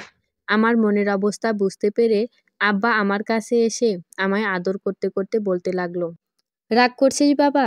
দেখ, আমি হয়তো তোর লগে একটু বেশি খারাপ ব্যবহার করে ফেলেছি। কি করব বল, মাথা ঠিক থাকে না। আমি এগুলা খাবো না আব্বা। কেন খাবি না? তুই না খাইলে যে আমি শান্তি পামু না। আগে তো আমি কিছু আনলে ঝাঁপিয়ে পড়তি আমার ওপর। তুমি আর সেই আমার আগের আব্বা নেই। তুমি পাল্টে গেছো। সবাই ঠিকই বলে, মা মরলে বাপও পর হইয়া যায়। ওরে বাবা, এত পাকা পাকা কথা কে শিখালো তোরে? ঠিক আছে, আমার সামনে খাইতে হবে না। যদি এই অধম বাপটারে ক্ষমা করতে পারিস, পরে না হয় খেয়ে নিস। এই বলে আব্বা খাবারগুলো আমার সামনে রেখে চলে গেল। আমি কি করব বুঝতে পারছি না। এমনিতেও ক্ষুধা লেগেছে। না, এত চিন্তা করলে হয় না। আগে খাই, তারপর যা হবার হবে। আমায় খেতে দেখলে হয়তো আব্বাও খুশি হবে। কথাগুলো ভেবে কয়েকটা গজা তুলে মুখে পুরে দিলাম। আহ, কি স্বাদ! কতদিন বাদে এত ভালো খাবার খাচ্ছি নিজেও জানি না। আরো কয়েকটা গজা নিয়ে মনের সুখে খেতে লাগলাম। খেতে খেতে হঠাৎ কেমন জানি একটা অদ্ভুত অনুভূতি হতে লাগলো আমার ভেতরে। মাথাটা ঘুরতে লাগলো, সাথে প্রচন্ড ঘুমও পাচ্ছে। এই সময় তো এত ঘুম পায় না আমার। জেগে থাকার যতই চেষ্টা করছি না কেন, ঘুম আমায় আষ্টেপৃষ্ঠে বেঁধে ধরেছে। হাত থেকে খাবারগুলো মাটিতে পড়ে গেল আমার। তারপর কোনো মতে খাটের ওপরে গিয়ে শুয়ে পড়লাম। মুখ থেকে শুধু একটাই শব্দ উচ্চারিত হলো আমার, আম্মা, তুমি কোথায়? এরপর আর কিছু মনে নেই আমার। ঘুম ভাঙতে দেখি চারিদিকে কেবল অন্ধকার আর অন্ধকার। ধীরে ধীরে বুঝতে পারলাম আমায় কোনো কিছুর ভেতরে আটকে রাখা হয়েছে। হতে পারে কোনো বাক্স। আর এটাও বুঝতে পারলাম আমাকে কোথাও নিয়ে যাওয়া হচ্ছে। কে আসো? আমায় কোথায় নিয়ে যাইতেছো? আমার কথা কি কেউ শুনতে পাইতেছো না? আমার চিৎকারের আওয়াজ বাক্স ভেদ করে কারোর কানে পৌঁছালো না। একটা জিনিস কিছুতেই বুঝতে পারছি না আমি, এখানে এলাম কি করে? আব্বার দেওয়া গজা খাওয়ার পরে আর কিছু মনে করতে পারছি না আমি। বাক্সের দরজাটা খোলার প্রাণপণ চেষ্টা করি আমি।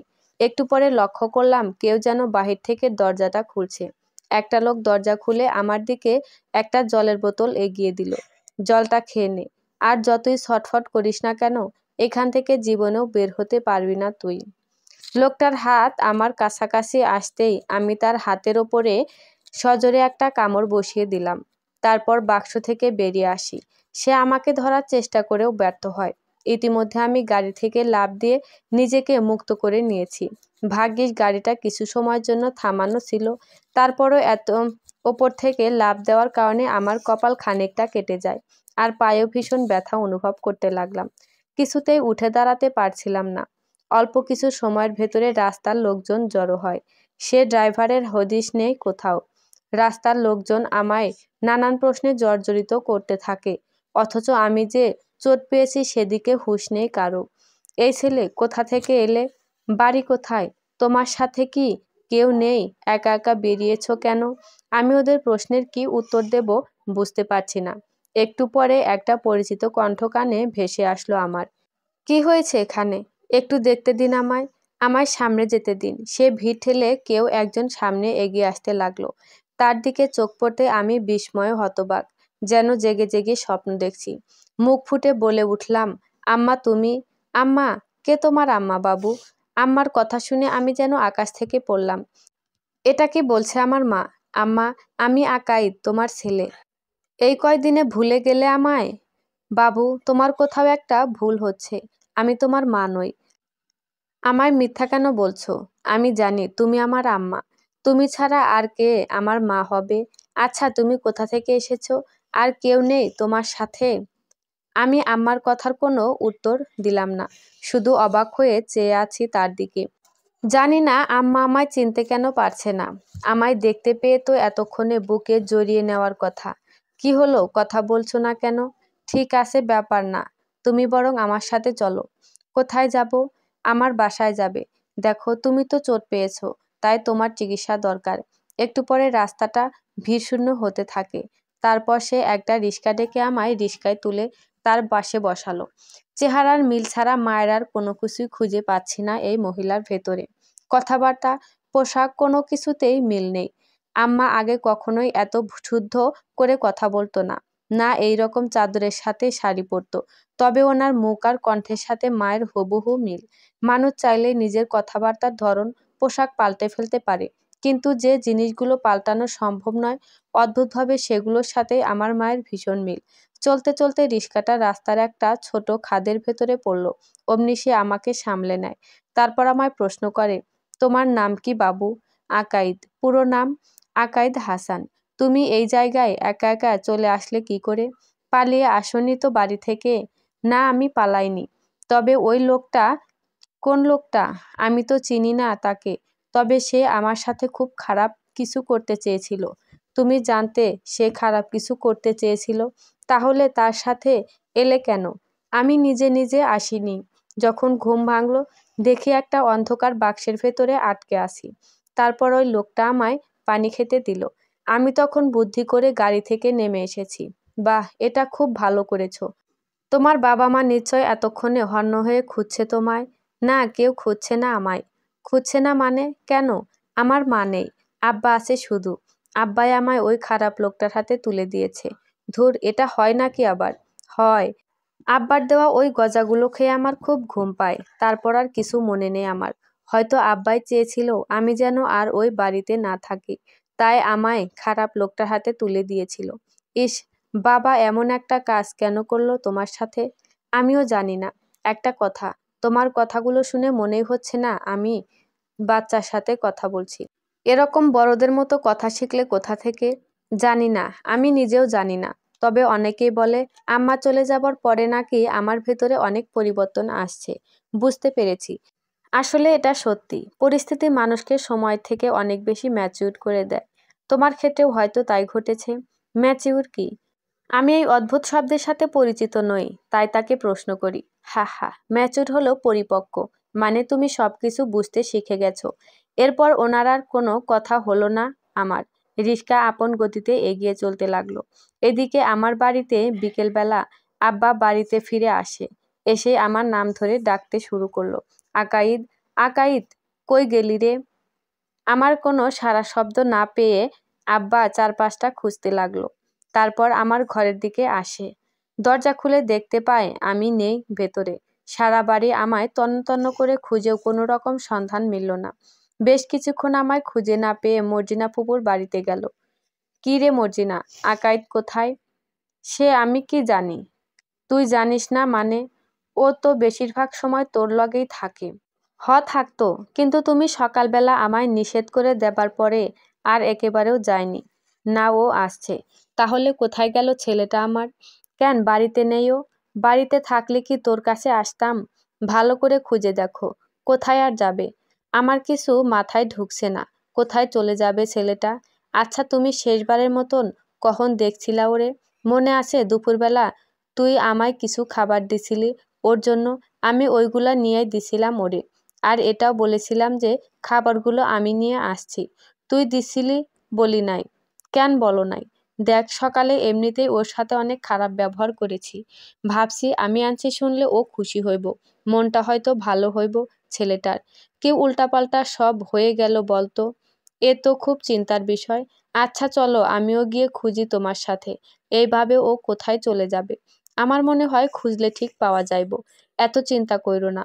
মর্জিনা ফুপু আর আব্বার সাথে বাড়ি থেকে বেরিয়ে পড়ল। তারপর আমায় খুঁজতে থাকে। এই মর্জিনা, তুই আমার ছেলের সাথে কিছু করিস নাই তো আবার? তুমি এসব কি কইতেছ দুরদ ভাইজান? আমি আকাইদের ক্ষতি করুম ভাবলা কেমনে তুমি? আমি অনেক কিছু ভাবতে পারি অহন।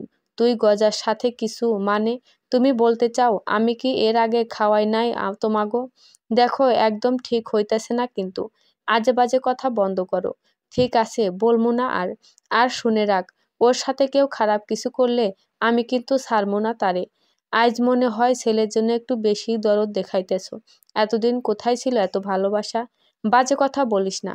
পারলে আমার সাথে খোঁজ ওরে। এদিকে আমি সেই মহিলার সাথে তার বাসায় আসলাম। উনি আমায় ওনার ঘরের সোফার ওপরে বসিয়ে ভেতরের ঘরে চলে গেল। একটু পরে কিছু ব্যান্ডেজ আর ডেটল নিয়ে ফিরে আসলো। ব্যথা কি কমেছে একটুও? হ্যাঁ, অনেক কমেছে আগের থেকে। হাতটা এদিকে বাড়াও, ওষুধ লাগিয়ে দিচ্ছি। আমি তার দিকে হাতটা বাড়িয়ে দিলাম।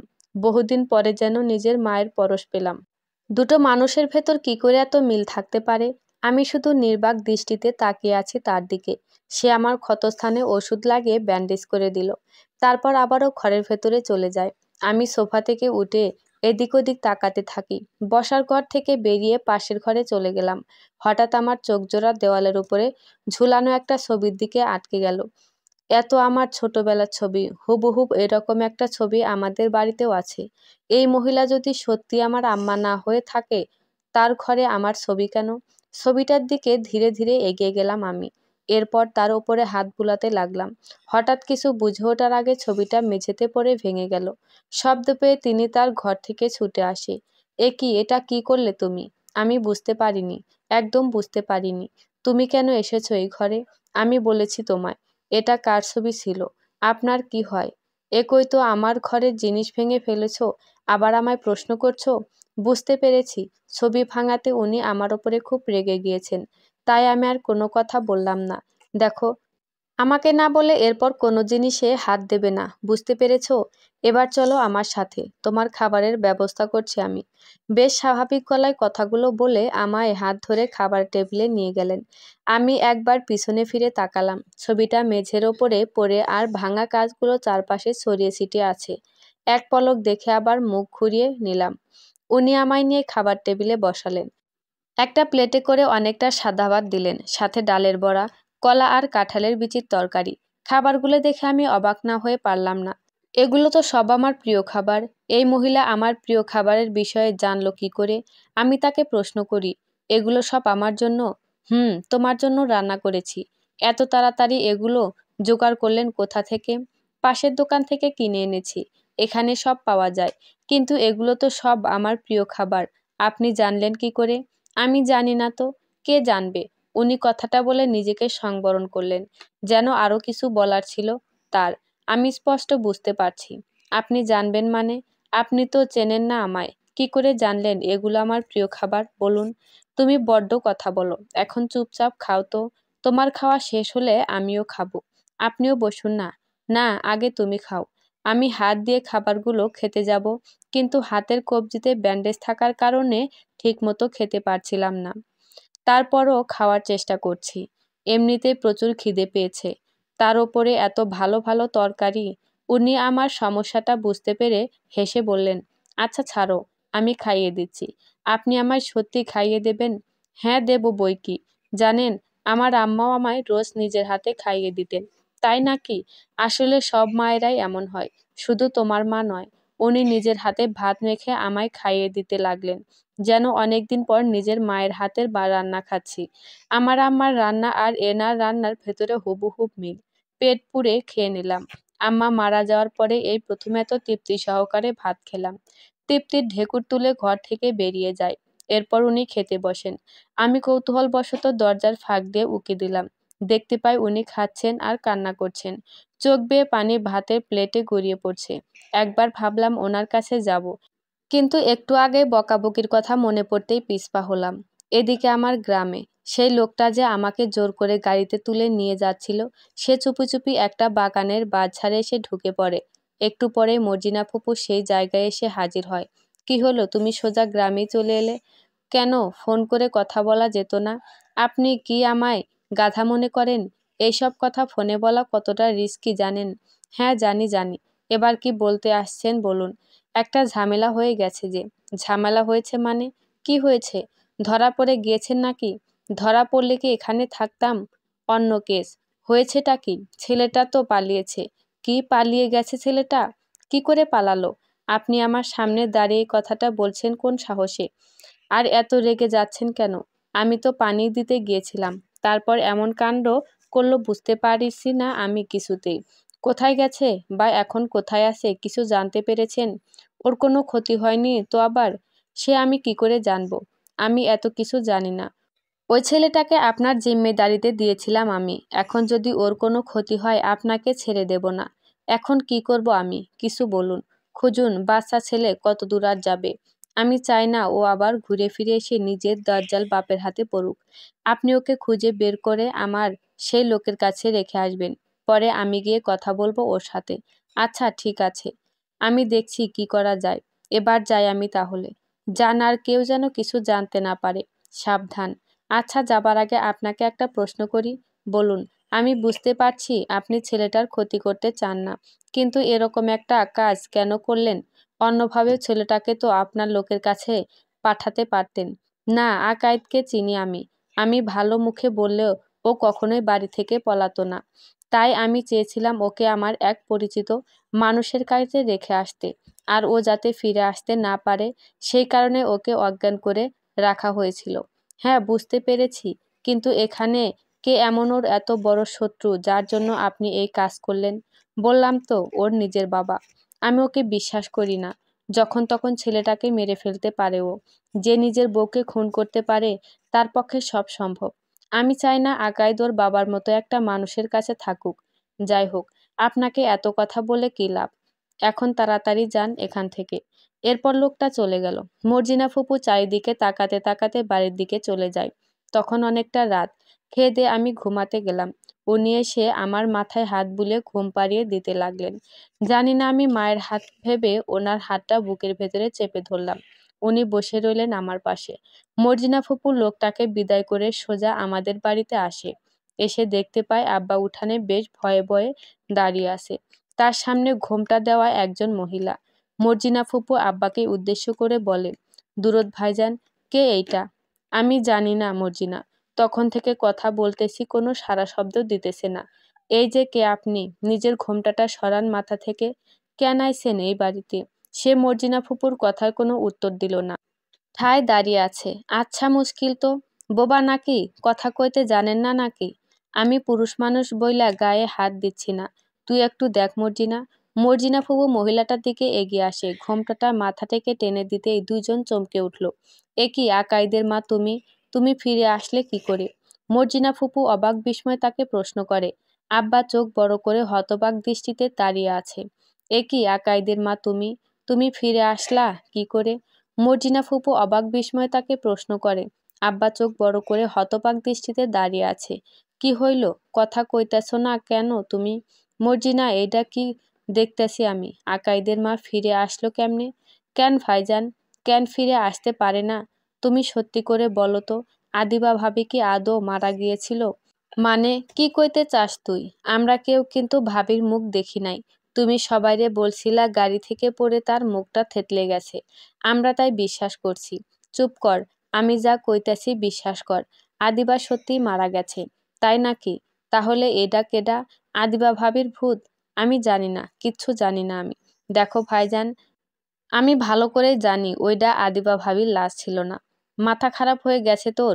আদিবার লাশ ছিল না তো কার লাশ ছিল তাহলে? সেইটা তুমি ভালো জানো। তবে তুমি কোনো একটা ঘাপলা করছো আমি নিশ্চিত। বিশ্বাস কর মর্জিনা, আমি কিছু করি নাই। মর্জিনা ফুপু জানে আব্বা হয়তো এখন কিছু স্বীকার করবে না, নাকি সে সত্যি কিছু জানে না। কে বলতে পারে? এদিকে আমার মতো দেখতে সেই মহিলা ঠায় দাঁড়িয়ে আছে, তার মুখে কোনো কথা নেই। মর্জিনা ফুপু আবারও এগিয়ে গেল তার দিকে। ওই মাইয়া, কথা কইতেছি কানে ঢুকতেছে না নাকি? দূরত ভাইজান, ওরে ঘরে নিয়ে চলো। তার আগে ওরে মুখ খুলতে বলো। কিছুই তো কইতেছে না। আমার মনে হয় কোনো একটা সমস্যা হইছে। কথা বলার হইলে এতক্ষণে ঠিক কইতো। আমরা আর চাপ না দেই ওরে। মর্জিনা ফুপু আম্মার মতো দেখতে সেই মহিলাকে ঘরে নিয়ে গেল। তার গায়ের কাপড়টা বেশ পুরনো আর ছেঁড়া। তাকে গোসল করিয়ে আম্মার একটা পুরনো শাড়ি পরিয়ে দেওয়া হলো। আকাইদের আম্মা ফিরে এসেছে শুনে গ্রামের সকল মানুষ আমাদের বাড়িতে জড়ো হতে লাগলো। সবাই বিস্ময়ে হতবাক। যে মানুষটাকে চোখের সামনে কবর দিতে দেখেছে সে আবারও বেঁচে ফিরে এলো, এটা শুনলে যে কোনো মানুষের পিলে চমক উঠবে। সকাল হতেই বাড়িতে গ্রামের একদল মহিলা পুরুষ এসে হাজির হয়। কই গেলা দূরত? কি শুনতেছি তোমার বউ নাকি ফিরে আইছে? আব্বা অনিচ্ছা সত্ত্বেও ঘর থেকে বেরিয়ে আসে। কে কইল এইসব কথা তোমাগো? আমি কইছি, সবার মুখে তো শুনতেছি। হয় একজন আইছে কাল সন্ধ্যায়, যারে দেখতে আকাইদের আম্মার মতো। তোমরা বলো আকাইদের আম্মা তো মারা গেছে, তাহলে ফিরে আসলো কেমনে? তাই তো কথা। তবে আমরাও কিন্তু আকাইদের আম্মার মুখ দেখি নাই। তুমি যাই কইছো তাই বিশ্বাস করছি। কি জানি কার মনে কি আছে। তোমরা যারে দেখতে আইছো দেখে চইলা যাও, শুধু শুধু পেঁচাল পারো না তো। মর্জিনা ফুপু রাতে তাকে আম্মার ঘরে রেখেছিল। আম্মা তাই আম্মার ঘর দেখিয়ে দিল সবাইকে, কিন্তু আম্মার ঘরে গিয়ে তারা কাউকে খুঁজে পেল না। একজন মহিলা আব্বাকে চেঁচিয়ে চেঁচিয়ে বলতে থাকে, একি তুমি তো কইলা ওই বেডি এই ঘরে আছে, কোথায়? কেউ তো নাই। তুমি কি মস্করা করতেছো আমাগো লগে? তোমরা সকাল সকাল আমার মাথাটা না খেয়ে ছাড়বে না মনে হইতেছে। রাতের বেলা মর্জিনারে এইখানে রেখে গেল, এখন কোথায় উদাও হয়ে যাইব সে আমরা কি জানি। তুমি এসে দেখে যাও। ঘরে সেই মহিলাকে না পেয়ে আব্বাও সবার মতো বেশ অবাক হলো। মর্জিনা ফুপুকে ব্যাপারটা জানানোর জন্য আব্বা তার বাড়িতে ছুটে গেল। এদিকে আমি এখনো মনে হচ্ছে আম্মার মতো দেখতে সেই মহিলার হাত ধরে শুয়ে আছি। ঘুম ভাঙতেই দেখতে পাই আমার বুকের ভেতরে একটা ছোট কোলবালিশ। তার মানে উনি এটা আমার কাছে রেখে চলে গিয়েছেন। আমি ঘুমের ঘোরে ভাবলাম উনি হয়তো সারা রাত আমার কাছে ছিলেন। কি বোকা আমি! সে আমার কাছে কেন থাকতে যাবেন? সে তো আর আমার মা নয়। বিছানা থেকে উঠে ওনার ঘরের দিকে চলে গেলাম, কিন্তু উনি তার ঘরে নেই। অন্য ঘরগুলোতেও ওনাকে খুঁজতে লাগলাম, কিন্তু কোথাও নেই। ওনাকে সারা ঘরেও না পেয়ে আমার কেন জানি খুব ভয় হতে লাগলো। সামনের দরজাটা খুলে বাহিরে বের হতে যাব, তখন আরো বেশি হতাশ হলাম। দরজাটা বাহির থেকে তালা মেরে উনি চলে গিয়েছেন। এক প্রকার আমায় আটকে রেখেছেন আমায় ঘরের ভেতর। ভয়ের মাত্রা আরো বাড়তে লাগলো আমার। কি করব কিছুই বুঝতে পারছি না। এই দরজাটা ছাড়া বের হবার অন্য কোনো রাস্তাও নেই। তাই বাধ্য হয়ে ঘরের ভেতরে বসে রইলাম। কিছুক্ষণ পরে বাহির থেকে তালা খোলার শব্দ আমার কানে ভেসে আসে। উৎসাহের সাথে দরজার দিকে ছুটে গেলাম। অমনি সে দরজাটা খুলে ভেতরে ঢুকে পড়ে। বেশ হন্তদন্ত হয়েই ঢুকলো। এ কি, আপনি কোথায় চলে গিয়েছিলেন? একটু কাজ ছিল বাহিরে। তুমি ভয় পাওনি তো আবার? কি কাজ ছিল? আর আপনি তালা মেরে গেলেন কেন? এই কারণে যাতে তুমি বের হয়ে বাইরে না চলে যেতে পারো। উনি বেশি কথা না বলে ঘরের ভেতরে চলে গেলেন। এখনো বুঝতে পারছি না কি এমন কাজ ছিল এত সকাল। রাতে উনি আদৌ বাসায় ছিলেন তো, নাকি অন্য কোথাও? একটা জিনিস প্রথম থেকে খেয়াল করছি, ওনায় অতিরিক্ত কোনো প্রশ্ন করলেই রেগে যান। তাই আমিও আর জোর করে কিছু বলানোর চেষ্টা করি না। একটু পরে খাবারের ঘর থেকে ওনার ডাক আসে, আকাইদ খেতে আসো, তোমার জন্য খাবার তৈরি করেছি। আমি খাবারের ঘরের দিকে চলে গেলাম। আব্বা ইতিমধ্যে মর্জিনা ফুপুর বাড়িতে পৌঁছে গেল। ভেতরে ঢুকেই সে তাকে ডাকতে লাগলো, মর্জিনা কই গেলি? হ বলো ভাইজান। মর্জিনা ফুপু বেরিয়ে এসে বলল, একটা ঘটনা ঘটে গেছে তো। কি হয়েছে আবার? ওই মেয়ের খুঁজে পাওয়া যাইতেছে না। কি কও? আমি নিজে ভাবির ঘরে রেখে আসলাম, কোথায় চলে গেল? আমি কেমনে কমু? দেখ আমার কিন্তু কিছুই ভালো ঠেকতেছে না। আশেপাশে খুঁজছিলি কোথাও? খুঁজছি, কোথাও নাই। এদিকে ভালোই হয়েছে, আমিও চাই যেন আর না আসে। কি যে বলো না, আদিবা ভাবি এতদিন পরে ফিরে আসলো, কোথায় চলে যাবে? চলো খুঁজে দেখি। মর্জিনা ফুপু সামনের দিকে পা বাড়ালো, ঠিক তখন আব্বা তার হাতটা টেনে ধরল। আদিবা ফিরে আসলো। তুই কি খুব খুশি হস? তোর তো এত খুশি হবার কথা না।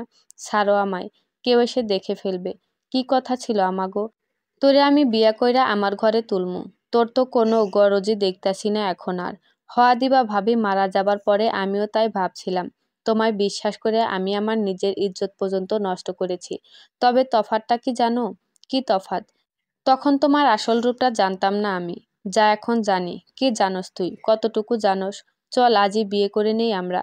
আমার এখন এসব কথা বলতে ভালো লাগতেছে না। আদিবা ভাবিরে খুঁজতে হবে, চলো। তার মানে বিয়া করবি না আমায়? না, করব না। কারণ আমি চাই না আমার ছেলেও কোনোদিন আমার পাতে বিষ তুলে দিক, যেই রকম আকাইদ দিছিল তোমার কথায়। এই বলে মর্জিনা ফুপু চলে গেল। আব্বা হা করে তাকিয়ে রইল তার দিকে। তার বুঝতে বাকি রইল না এগুলো আমি বলেছি মর্জিনা ফুপুকে, নয়তো তার জানার কথা নয়। বিকেল বেলা খাওয়া দাওয়া শেষে উনি আমায় বাসায় রেখে কোথায় একটা চলে গেলেন। বললেন ফিরতে নাকি একটু দেরি হবে, আর আমি যেন কোথাও চলে না যাই। বারবার নিষেধ করে দিলেন। আমি অনেকবার জিজ্ঞেস করতেও কোথায় যাচ্ছেন বললেন না। জানি না এইভাবে দীর্ঘ সময়ের জন্য কোথায় চলে যান উনি। হতে পারে নিজের কোনো কাজের জন্যই গিয়েছেন। আমি টিভিটা চালিয়ে বসার ঘরে বসে রইলাম। আপাতত আর কিছু মাথায় নেই আমার। সন্ধ্যাবেলা সারাদিন আম্মাকে খুঁজেও আব্বার মর্জিনা ফুপু কোনো হদিশ পেল না। তারা নিরুপায় হয়ে বাড়িতে ফিরে আসে। আমার মনে হয় মর্জিনা আর ফিরবে না ও। নিশ্চয় বদ কোনো উদ্দেশ্য নিয়ে আসছিল। আব্বা মর্জিনা ফুপুকে উদ্দেশ্য করে বলে, কেন না ফিরে আসলে খুশি হও বুঝি? খুশি হই। কারণ আমি জানি ওটা আদিবা না। না হলে আর কি করার আছে? একটা কথা বলি, রাগ করবি না তো? কি কথা বলো? রাগ করবি না বল। আরে বলো না। আজ রাতে আয় না একবার। দেখ কেউ নাই বাড়িতে এমনিতেও। তোমার ছেলেকে খুঁজে পাওয়া যাইতেছে না। এদিকে আরেক সমস্যা, তার ভেতরে এসব চিন্তা আসে কেমনে? আব্বা মর্জিনা ফুপুকে কিছু একটা বলতে যাবে, ঠিক তখন সামনের দিকে চোখ পড়তে চমকে উঠল। আমার মতো দেখতে সেই মহিলা তাদের সামনে দাঁড়িয়ে আছে। সে এই দুজনের কথা সবটা শুনে নিয়েছে হয়তো। মর্জিনা ফুপু দৌড়ে এসে বলল, এই তো আদিবা ভাবি। কোথায় চলে গেছিলা তুমি? এতক্ষণ কোথায় ছিলা শুনি? সে কোনো কথা বলল না, চুপ করে দাঁড়িয়ে আছে। এই বেডি, তুই কথা কইতে জানোস না কি? এত ঢং করিস কেন রে? আহা কি মুখের ভাষা, এইভাবে বলতাছো কেন রে? আমি কথা কইতেছি তো। তাছাড়া ও কথা না বলতে জানলে কেমনে উত্তর দেবে বলো? ও সব জানে, সব জানে ও। আমাগো সামনে নাটক করতেছে। তুমি চুপ করো এবার। আমি আদিবা ভাবিরে ঘরে নিয়ে যাইতেছি। তুমি যাও এখান থেকে। এদিকে আমি বন্ধ করে আটকে থাকতে ভীষণ অস্বস্তি হচ্ছে। ভাবছি কি করে এই ঘর থেকে বের হওয়া যায়। অনেক চেষ্টা করে কাচের জানালাটা ভেঙে বাইরে বেরিয়ে পড়ি। বাড়ির গেট পেরিয়ে সোজা রাস্তায়। রাস্তায় দাঁড়িয়ে চারদিকটা তাকাতে লাগলাম। কাউকে দেখা যাচ্ছে না। আমি চেষ্টা করছি কি করে নিজের বাড়িতে ফিরতে পারি। জানি না এই মহিলার মতলব কি। প্রতিদিন ঘর বন্ধ করে কোথায় চলে যায়। রাস্তার ওপর দিয়ে আমি হাঁটা শুরু করলাম। কোথায় যাচ্ছি নিজেও জানি না। শুধু এইটুকু জানি আমায় যে করেই হোক বাড়িতে ফিরতে হবে। হঠাৎ পেছনে একটা গলার আওয়াজ শুনতে পেলাম। এই যে বাবু, দাঁড়াও। লোকটাকে দেখে আমি একটু অবাক হলাম। এ তো সেই লোক যে আমাকে জোর করে বাড়ি থেকে নিয়ে এসেছিল। আমি লোকটার কথায় উত্তর না দিয়ে সোজা সামনের দিকে দৌড় দিলাম। লোকটা আমার দিকে ধেয়ে আসতে আসতে বলতে লাগলো, আরে ভয় পেও না, আমি তোমার কোনো ক্ষতি করব না। তোমায় তোমার বাড়িতে পৌঁছে দেব। লোকটার কথা মোটেও বিশ্বাসযোগ্য মনে হলো না আমার কাছে। আবারও দৌড় দিলাম, কিন্তু লোকটা খানিক সময়ের ব্যবধানে পাকড়াও করে ফেললো আমায়। আরে তুমি এত ভয় পাচ্ছ কেন? আমি তোমাকেই খুঁজতেছিলাম। আমাকে খুঁজছিলেন কেন? আমার সাথে কি কাজ আপনার? তোমায় বাড়িতে পৌঁছে দেব, চলো আমার সাথে। আমি আপনাকে বিশ্বাস করি না। আচ্ছা, তোমার মর্জিনা ফুপুকে বিশ্বাস করো তো? আপনি মর্জিনা ফুপুকে চিনলেন কি করে? উনি আমায় এই কাজটা দিয়েছেন, যেন তোমায় খুঁজে তার কাছে পৌঁছে দেই। লোকটার কথা শুনে তার প্রতি ভরসা হলো আমার। এরপর তার সাথে বাড়ির দিকে রওনা হলাম। মর্জিনা ফুপুর কথায় আব্বা ঘর থেকে বেরিয়ে গেল। মর্জিনা ফুপু তাকে নিয়ে আমাদের ঘরের ভেতরে যায়। ভেতরে গিয়ে দরজা বন্ধ করে দিল। তারপর ফিসফিস করে বলতে লাগলো, উফ, আল্লাহ বাঁচাইছে। ভালো হয়েছে তুমি মুখ খোলো নাই ভাবি, কিন্তু এইভাবে আর কতদিন? আমি আর পারছি না মর্জিনা। দেখো আদিবা ভাবি, আমি জানি তোমার কষ্ট হইতেছে, কিন্তু সত্যিটা জানতে আমাদের যে এইটুকু করতে হবে। তোমায় একটা কথা বলবো, বলেও বলা হয় না আমার। কি কথা বলো? আকাইদ আমার কাছেই আছে, তুমি কি ওরে নিয়ে চিন্তা কইরো না। কি কি বললা তুমি? আকাইদ তোমার কাছে? তুমি জানো ওর চিন্তায় আমি দুই চোখের পাতায় এক করতে পারি না। আমি ওরে রাস্তায় পাইছি, জানি না কি করে এত দূর চলে গেল। তবে আল্লাহ যা করে ভালোর জন্য করে। আমার ছেলে আমার কাছে গিয়ে পড়ল। আচ্ছা, ও কি জানে তুমি এই বাড়িতে আসতেছো লুকিয়ে লুকিয়ে? না, ও কিছুই জানে না। আমি চাই না জীবনের চরম সত্যিটাও জানতে পারুক। হ্যাঁ, এখন হয়তো অনেক কিছু বুঝবে না, কিন্তু যখন বুঝতে পারবে, এই যন্ত্রণা ছেলেটাকে আজীবন কুড়িয়ে মারবো। আমি এটা সহ্য করতে পারবো না মর্জিনা। ঠিক বলেছ, আমিও তাই ভাবছি। আমরা আগে আসল রহস্য উদ্ঘাটন করি, তারপর না হয় আকাইদকে ফিরে আনা যাবে। আমি চাই না ও আর এই জাহান্নামে ফিরে আসুক। শুধু নিজের অজানা প্রশ্নগুলোর উত্তর পাওয়া আর অমানুষটাকে শাস্তি দিতে পারলে আমার মুক্তি। ছেলেটাকে নিয়ে অনেক দূরে চলে যাব। আচ্ছা, একটা প্রশ্ন করি তোমায়। বলো। তুমি বেঁচে ফিরলে কি করে? আর তোমার লাশের জায়গায় অন্য কোনো মহিলার লাশ কি করে এলো? লাশের ব্যাপারে আমি নিজেও কিছু জানি না। শুধু এইটুকু মনে আছে আমার, যখন জ্ঞান ফেরে একটা কথাই মনে হচ্ছিল বারবার, কিভাবে হাসপাতাল থেকে বের হতে পারি। আমি কি করে মৃত্যুর হাত থেকে বেঁচে ফিরলাম একমাত্র আল্লাহই জানে। কখনো বুঝতে পারিনি আবার তোমাদের সাথে দেখা হবে। আমি আমার আকাইদকে ফিরে পাবো। তারপর কি হলো বলো? আমি হাসপাতাল থেকে বেরিয়ে পড়ি। ভাগ্যিস কেউ দেখতে পায়নি আমায়। তবে একজন নার্সের চোখের সামনে পড়েছিলাম, এটা মনে আছে। সে আমায় দেখে ভয়ে পালিয়ে যায়। আমিও আমার নতুন ঠিকানায় চলে গেলাম। যেহেতু পড়াশোনা জানি, ওটার সাহায্যে নতুন করে বাঁচার চেষ্টা করি। ভেবেছিলাম তোমাদের সবাইকে ছেড়ে যখন একবার চলে এসেছি, আর কোনো পিছুটান আমায় ফেরাতে পারবে না। কিন্তু ভাগ্যের পরিহাস দেখো, আমার ছেলে ঘটনাক্রমে সে আমার কাছেই ফিরে গেল। এরপর আমি আমার সিদ্ধান্ত বদলিয়ে ফেলি। আমাকে এখন আমার অতীতের রহস্য উদ্ঘাটন করতেই হবে। অপরাধীকে উচিত শাস্তি দিতে হবে। এরপর ছেলের কাছে নিজেকে ধরা দেব। বুঝলাম সবই। তুমি এত কিছু আর একা করবে কি করে? আমি তো সেটাই বুঝতে পারতেছি না। একা কোথায়? তুমি আছো না আমার সাথে? হ্যাঁ, আছি। বলো কি করতে হবে আমাদের? আর একটা কথা বলার আছে তোমায়। কি কথা? আমি আগেই জেনে গিয়েছিলাম দুরদ ভাইজান তোমাকেই বিষ দিয়েছিল। কিন্তু তার পেছনে যে কারণটা ভেবেছি সেটা সম্পূর্ণ ভুল। কি কারণ ভেবেছিলে তুমি? আমি ভেবেছি উনি আমার জন্য তোমায় নিজের পথ থেকে সরিয়ে দিতে চেয়েছিল। জানো তো, এই অপরাধবোধ এতগুলো দিন শান্তিতে ঘুমাতে দেয়নি আমায়। অপরাধবোধ? কিসের অপরাধ? অবাক দৃষ্টিতে আমার প্রশ্ন। আমি আজ তোমায় একটা সত্যি কথা বলছি। তুমি হয়তো ভুল বুঝবে আমায়, কিন্তু বিশ্বাস করো ভাবি, আমি তোমার কোনো ক্ষতি চাইনি। আরে কি হয়েছে বলবে তো? তোমাদের বিয়ের আগে দুরদ ভাইয়া আমাকে পছন্দ করত। শুধু সে নয়, আমিও তাকে পছন্দ করতাম। দুরদ ভাইজানকে আমি বিয়ে করতে চেয়েছিলাম। সেও কথা দিয়েছিল আমায় বিয়ে করবে। কিন্তু হঠাৎ করে কি যে হয়ে গেল জানি না। একদিন দেখি তুমি এই বাড়ির বউ হয়ে এলে।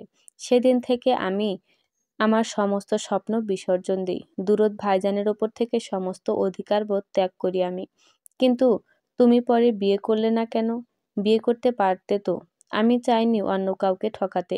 কারণ বিয়ের আগে দুরদ ভাইজানের হাতে আমি আমার ইজ্জত তুলে দিয়েছিলাম। আমাদের ভেতরে অনেকবার ঘনিষ্ঠতা হয়েছে। এমনকি তুমি চলে যাবার পরে আমি আবারও নিজেকে ওর কাছে ধরা দেই।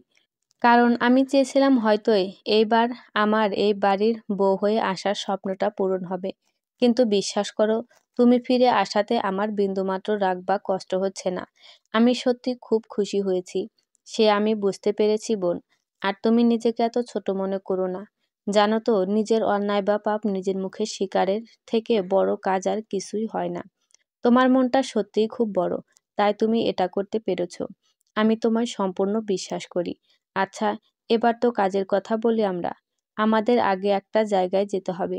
সেখানে গেলেই মনের অনেকটা সন্দেহ দূর হবে। কোন জায়গায়কার কথা বলছো তুমি? দোয়াতের বাড়িতে। দোয়াত? দোয়াত কে আবার? আগে আমার সাথে চলো, তারপর সবটা জানতে পারবে। আমার এই মুহূর্তে দোয়াতকে খুব প্রয়োজন। বুঝতে পারছি না কে এই দোয়াত। এর নামও তো শুনিনি কখনো। আরেকটা অমানুষ, যার কারণে আজও আমি নিজের ছেলের দিকে চোখ তুলে তাকাতে পারি না। আমার জীবনটা এলোমেলো। আমায় আজ ওর মুখোমুখি হতেই হবে। মর্জিনা ফুপু আম্মার কোনো কথাই বুঝতে পারল না। কে এই দোয়াত? আম্মার সাথে কিসের সম্পর্ক তার? একটু পরে দুজনে বাড়ি থেকে বেরিয়ে গেল দোয়াতের ঠিকানার উদ্দেশ্যে। দোয়াতের বাড়িতে গিয়ে আম্মার মর্জিনা ফুপুর মাথায় যেন বাজ পড়ল। আম্মা এমন একটা সংবাদ পেল যেটা সে কখনোই আশা করেনি। আর সেটা হলো দোয়াতকে কয়েক বছর আগেই খুন করে নদীতে ভাসিয়ে দেওয়া হয়েছে। তবে কে আর কিভাবে খুন করেছে কেউ বলতে পারে না। দোয়াতের মা আম্মাকে একটা ঘড়ি দেখিয়ে বলল, এই ঘড়িটা আমরা নদীর পাড়ে দোয়াতের রক্তাক্ত জামার কাছে পেয়েছিলাম। আমরা জানি এটা তারই ঘড়ি যে দোয়াতকে খুন করেছে। কিন্তু আপনি এই পুলিশটার কাছে কেন নিলেন না? হয়তো পুলিশ এই ঘড়ির মাধ্যমে আপনার ছেলের খুনিকে খুঁজে বের করতে পারত। মর্জিনা ফুপুর প্রশ্ন। হ্যাঁ, পারত বটে, কিন্তু আমি যে সেটা চাইনি কখনো। এখনো চাই না আমার ছেলের খুনি প্রকাশ্যে আসুক। অদ্ভুত কথা বলছেন। আপনি মা হয়ে চান না আপনার ছেলে সুবিচার পাক? ছেলে? কে ছেলে? ওই কুলাঙ্গারটা। ও আমার ছেলে নয়। আর তোমরা দয়া করে ওর নাম উচ্চারণ করো না আমার সামনে। আপনি এভাবে কেন বলছেন? সে কি? কেন? বলেছি না, আমি ওর বিষয়ে একটাও কথা বলতে চাই না। তবে হ্যাঁ, যদি কোনোদিন ওই খুনির দেখা পাই তাকে একটা ধন্যবাদ অবশ্যই দেব আমি, যে কিনা আমাকে এই কুলাঙ্গারটার মা হিসেবে বেঁচে থাকার থেকে চিরজীবনের জন্য নিস্তার দিয়েছে। আম্মা এতক্ষণ চুপ করে মর্জিনা ফুপু আর দোয়াতের মায়ের কথা শুনছিল। অবশেষে সে তার মুখ খুলল। আজ থেকে ৮ বছর আগে আপনার ছেলে যার সাথে জঘন্য কাজটা করেছিল সে আর কেউ নয়, আমি। আমি সেই, যাকে একদিন আপনার ছেলের লালসার আগুনে জ্বলে পুড়ে ছাই হতে হয়েছিল। সে জ্বলন্ত আজও ঘুচেনি আমার। কি বললে মা? তার মানে তুমি সেই আদিবা যাকে আমার ছেলে? হ্যাঁ, আমি আদিবা। জানো তো, আমার এখনো বিশ্বাস হচ্ছে না তুমি আমার সামনে দাঁড়িয়ে আছো। তুমি এসেছো আমার বাড়িতে। আমাকে যে আসতেই হলো, এছাড়া আর কোনো উপায় ছিল না। কিন্তু এতগুলো বছর পরে তুমি দোয়াতের খোঁজ করতে কেন এসেছো? ওর কাছে কি এমন কাজ আমার? আপনি চিন্তা করবেন না, আমি যা জানার জেনে গেছি। আর আমি এটাও বুঝতে পেরেছি কে খুন করেছে আপনার ছেলেকে। আমার কথা শুনে ভদ্রমহিলা নির্বাক। সে নিজেও বুঝতে পারছে না আম্মাকে কি বলবে। আম্মার সময় নষ্ট না করে বাড়ি থেকে বেরিয়ে এলো। মর্জিনা ফুপু আম্মাকে উদ্দেশ্য করে প্রশ্ন করে, তখন কি বললে তুমি? তুমি জানো কে দোয়াতকে খুন করেছে? আগে জানতাম না, কিন্তু এখন জানি। তোমার কথা কিছুই বুঝতে পারছি না আমি। ওই ঘড়িটা কার জানো তুমি? ও হ্যাঁ, উনি তো একটা ঘড়ি দেখিয়েছিলেন। আর এটাও বলেছিলেন ঘড়িটা তার ছেলের রাশের পাশে পাওয়া যায়। উনি বিষয়টা পুলিশকেও জানায়নি, যাতে পুলিশ আসল খুনিকে খুঁজে না পায়। কিন্তু আমি তো খুঁজে পেয়েছি। দোয়াতের খুনি আর কেউ নয়, আকাইদের আব্বা দোয়াতকে খুন করেছে। ভাবি, তুমি এগুলো কি বলছো? আকাইদ ভাইজান দোয়াতকে চিনতো তার মানে? আর উনি তাকে খুনই বা করতে গেলেন কেন? আমার কাছে এখন সবটা জলের মতো পরিষ্কার। চলো, তোমায় যেতে যেতে বলছি। এদিকে আমাকে নিয়ে ওই লোকটা বাড়িতে উপস্থিত হয়। লোকটা মর্জিনা ফুপুকে না পেয়ে বিপাকে পড়ে গেল। অবশেষে সে আব্বার হাতে ধরা পড়ে। আব্বা তাকে বিভিন্ন প্রশ্ন করতে লাগলো। আমায় কোথা থেকে পেয়েছে? কেন নিয়ে এসেছে? আব্বার প্রশ্নবাণে লোকটা এক প্রকার কোণঠাসা হয়ে পড়ে। এরপর সত্যিটা স্বীকার করতে বাধ্য হয় যে মর্জিনা ফুপুই সবটা করিয়েছে তাকে। আব্বা সমস্ত কথা শুনে লোকটাকে ছেড়ে দেয় আর আমাকে বলে ঘরের ভেতরে যেতে। আমি ঘরের ভেতরে গেলাম। আব্বা বাহির থেকে দরজা বন্ধ করে দিল। কেন দিল আমি জানি না, তবে আমার একটু একটু ভয় হতে লাগলো। কিছুক্ষণ পরে আব্বা হাতে একটা ধারালো ছুরি নিয়ে ঘরের ভিতরে ঢুকে পড়ে। তারপর দরজাটা আবারও বন্ধ করে দিল। এবার আমি সত্যি সত্যি খুব ভয় পেয়ে গেলাম। ভয়ার্ত কণ্ঠে আব্বাকে উদ্দেশ্য করে বলি, এ কি আব্বা, তোমার হাতে কি এটা? তুমি এইটা নিয়ে ঘরের ভেতরে ঢুকছো কেন? আজ আমি একটা কাজ করব, যা আমার অনেক আগেই করা উচিত ছিল। কি কাজ? আজ তোকে এই ছুরি দিয়ে জবাই করব। কোরবানিতে গরু ছাগল কেমন জবাই করে দেখছিস, ঠিক সেইভাবে। আব্বার কথা শুনে আমার হাত পা ভয়ে কাঁপতে লাগলো। আজ বুঝি আর শেষ রক্ষা হলো না। আব্বা, কি কইতাছো এইসব তুমি? পাগল হইয়া গেছো নাকি? চুপ কর, কে তোর আব্বা? আমি তোর কোনো আব্বা না। না, মিথ্যা কইতাছো তুমি। তুমিই আমার আব্বা। বললাম তো আমি তোর কোনো আব্বা নই। তুমি আমার আব্বা না হইলে কে আমার আব্বা বলো? কোথায় সে? হরে, এতক্ষণে একটা ভালো প্রশ্ন করছিস। তোর আব্বা কোথায়? আমি তোরে তার কাছেই পাঠানোর ব্যবস্থা করছি। 8টা বছর ধরে সে যে তোর জন্য জাহান্নামের অপেক্ষায় করতেছে। আব্বা, তুমি কি কইতাছো এইগুলা? আমার খুব ভয় করছে। এই তো আরেকটু সময়, আজ তোর সব ভয় দূর করে দেব আমি। প্রথমে তোর আসল বাপকে শেষ করেছি, এরপর তোর মাকে, এখন তোর পালা। আমার মারে কেন মারলা তুমি? কি ক্ষতি করছিল আমার আম্মা তোমারে বলো? তোর আম্মা কি করছে শুনতে চাস? শোন তবে। তুই যে আমার ছেলে না, তোর আম্মা সেইডা আমার থেকে লুকাইয়া দিনের পর দিন আমারে ঠকাইছে। এরপর যখন জানতে পারলাম তোর বাপ আরেকজন, আগে তাকে শেষ করলাম, তারে মেরে নদীতে ভাসিয়ে দিলাম। এরপর তোর আম্মারে শেষ করি, আর এখন তোর পালা। আমি ভয়ে চিৎকার জুড়ে দিলাম। অমনি আব্বা গিয়ে আমার মুখটা চেপে ধরল, তারপর একটা গামছা দিয়ে বেঁধে দেয়। মরবি যখন মরার আগে শুনে নে, তোর আম্মারে আমি দয়া করে বিয়ে করছিলাম। কেউ বিয়ার আগেই সর্বনাশ করে দিছিল তার, কিন্তু সেই লোক তারপর পালাইয়া যায়। আমি সবটা জেনে অনেক সম্পত্তির বিনিময়ে তোর আম্মাকে বিয়া করি। এর কয়েক মাস পরে তোর জন্ম হয়। আমি প্রথমে যে সন্দেহ করি নাই এমনটা নয়। এরপর একদিন জানতে পারি তুই আমার ছেলে নস। কেউ নস তুই আমার। তুই ওই জানোয়ারের ফসল। আমি প্রথমেই তাকে খুন করি। এরপর সুযোগের অপেক্ষা করতে থাকি কখন তোদের দুজনরে শেষ করা যায়। দেখ, আজ সেই সুযোগ মিলে গেল।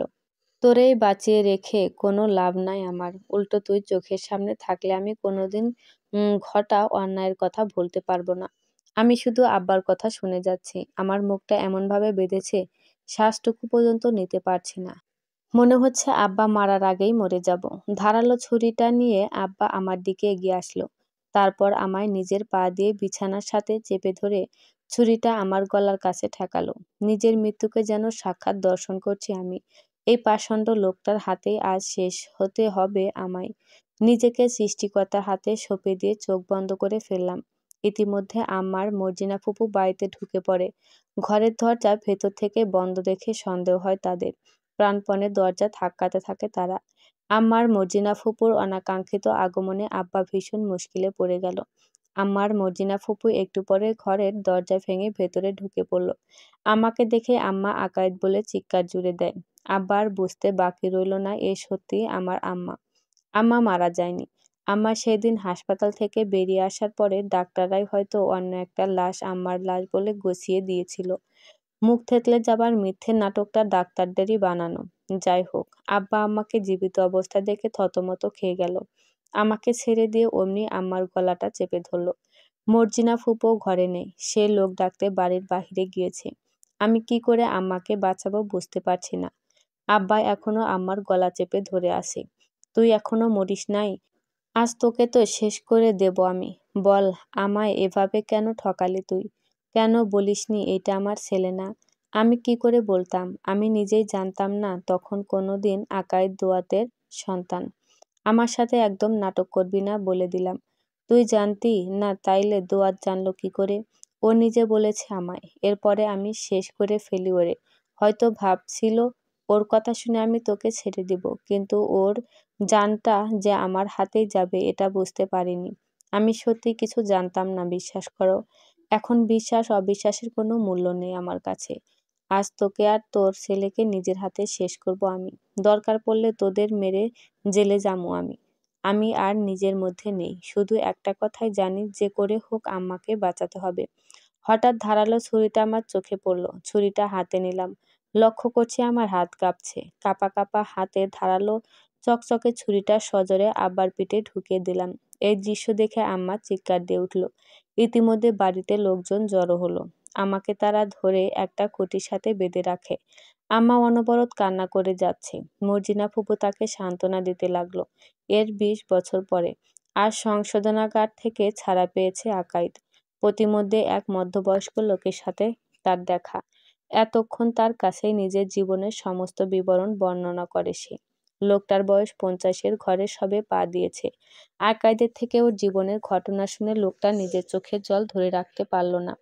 আজ 20 বছর পরে আকাইদ নিজের গর্ভধারিণী মায়ের কাছে ফিরে যাচ্ছে।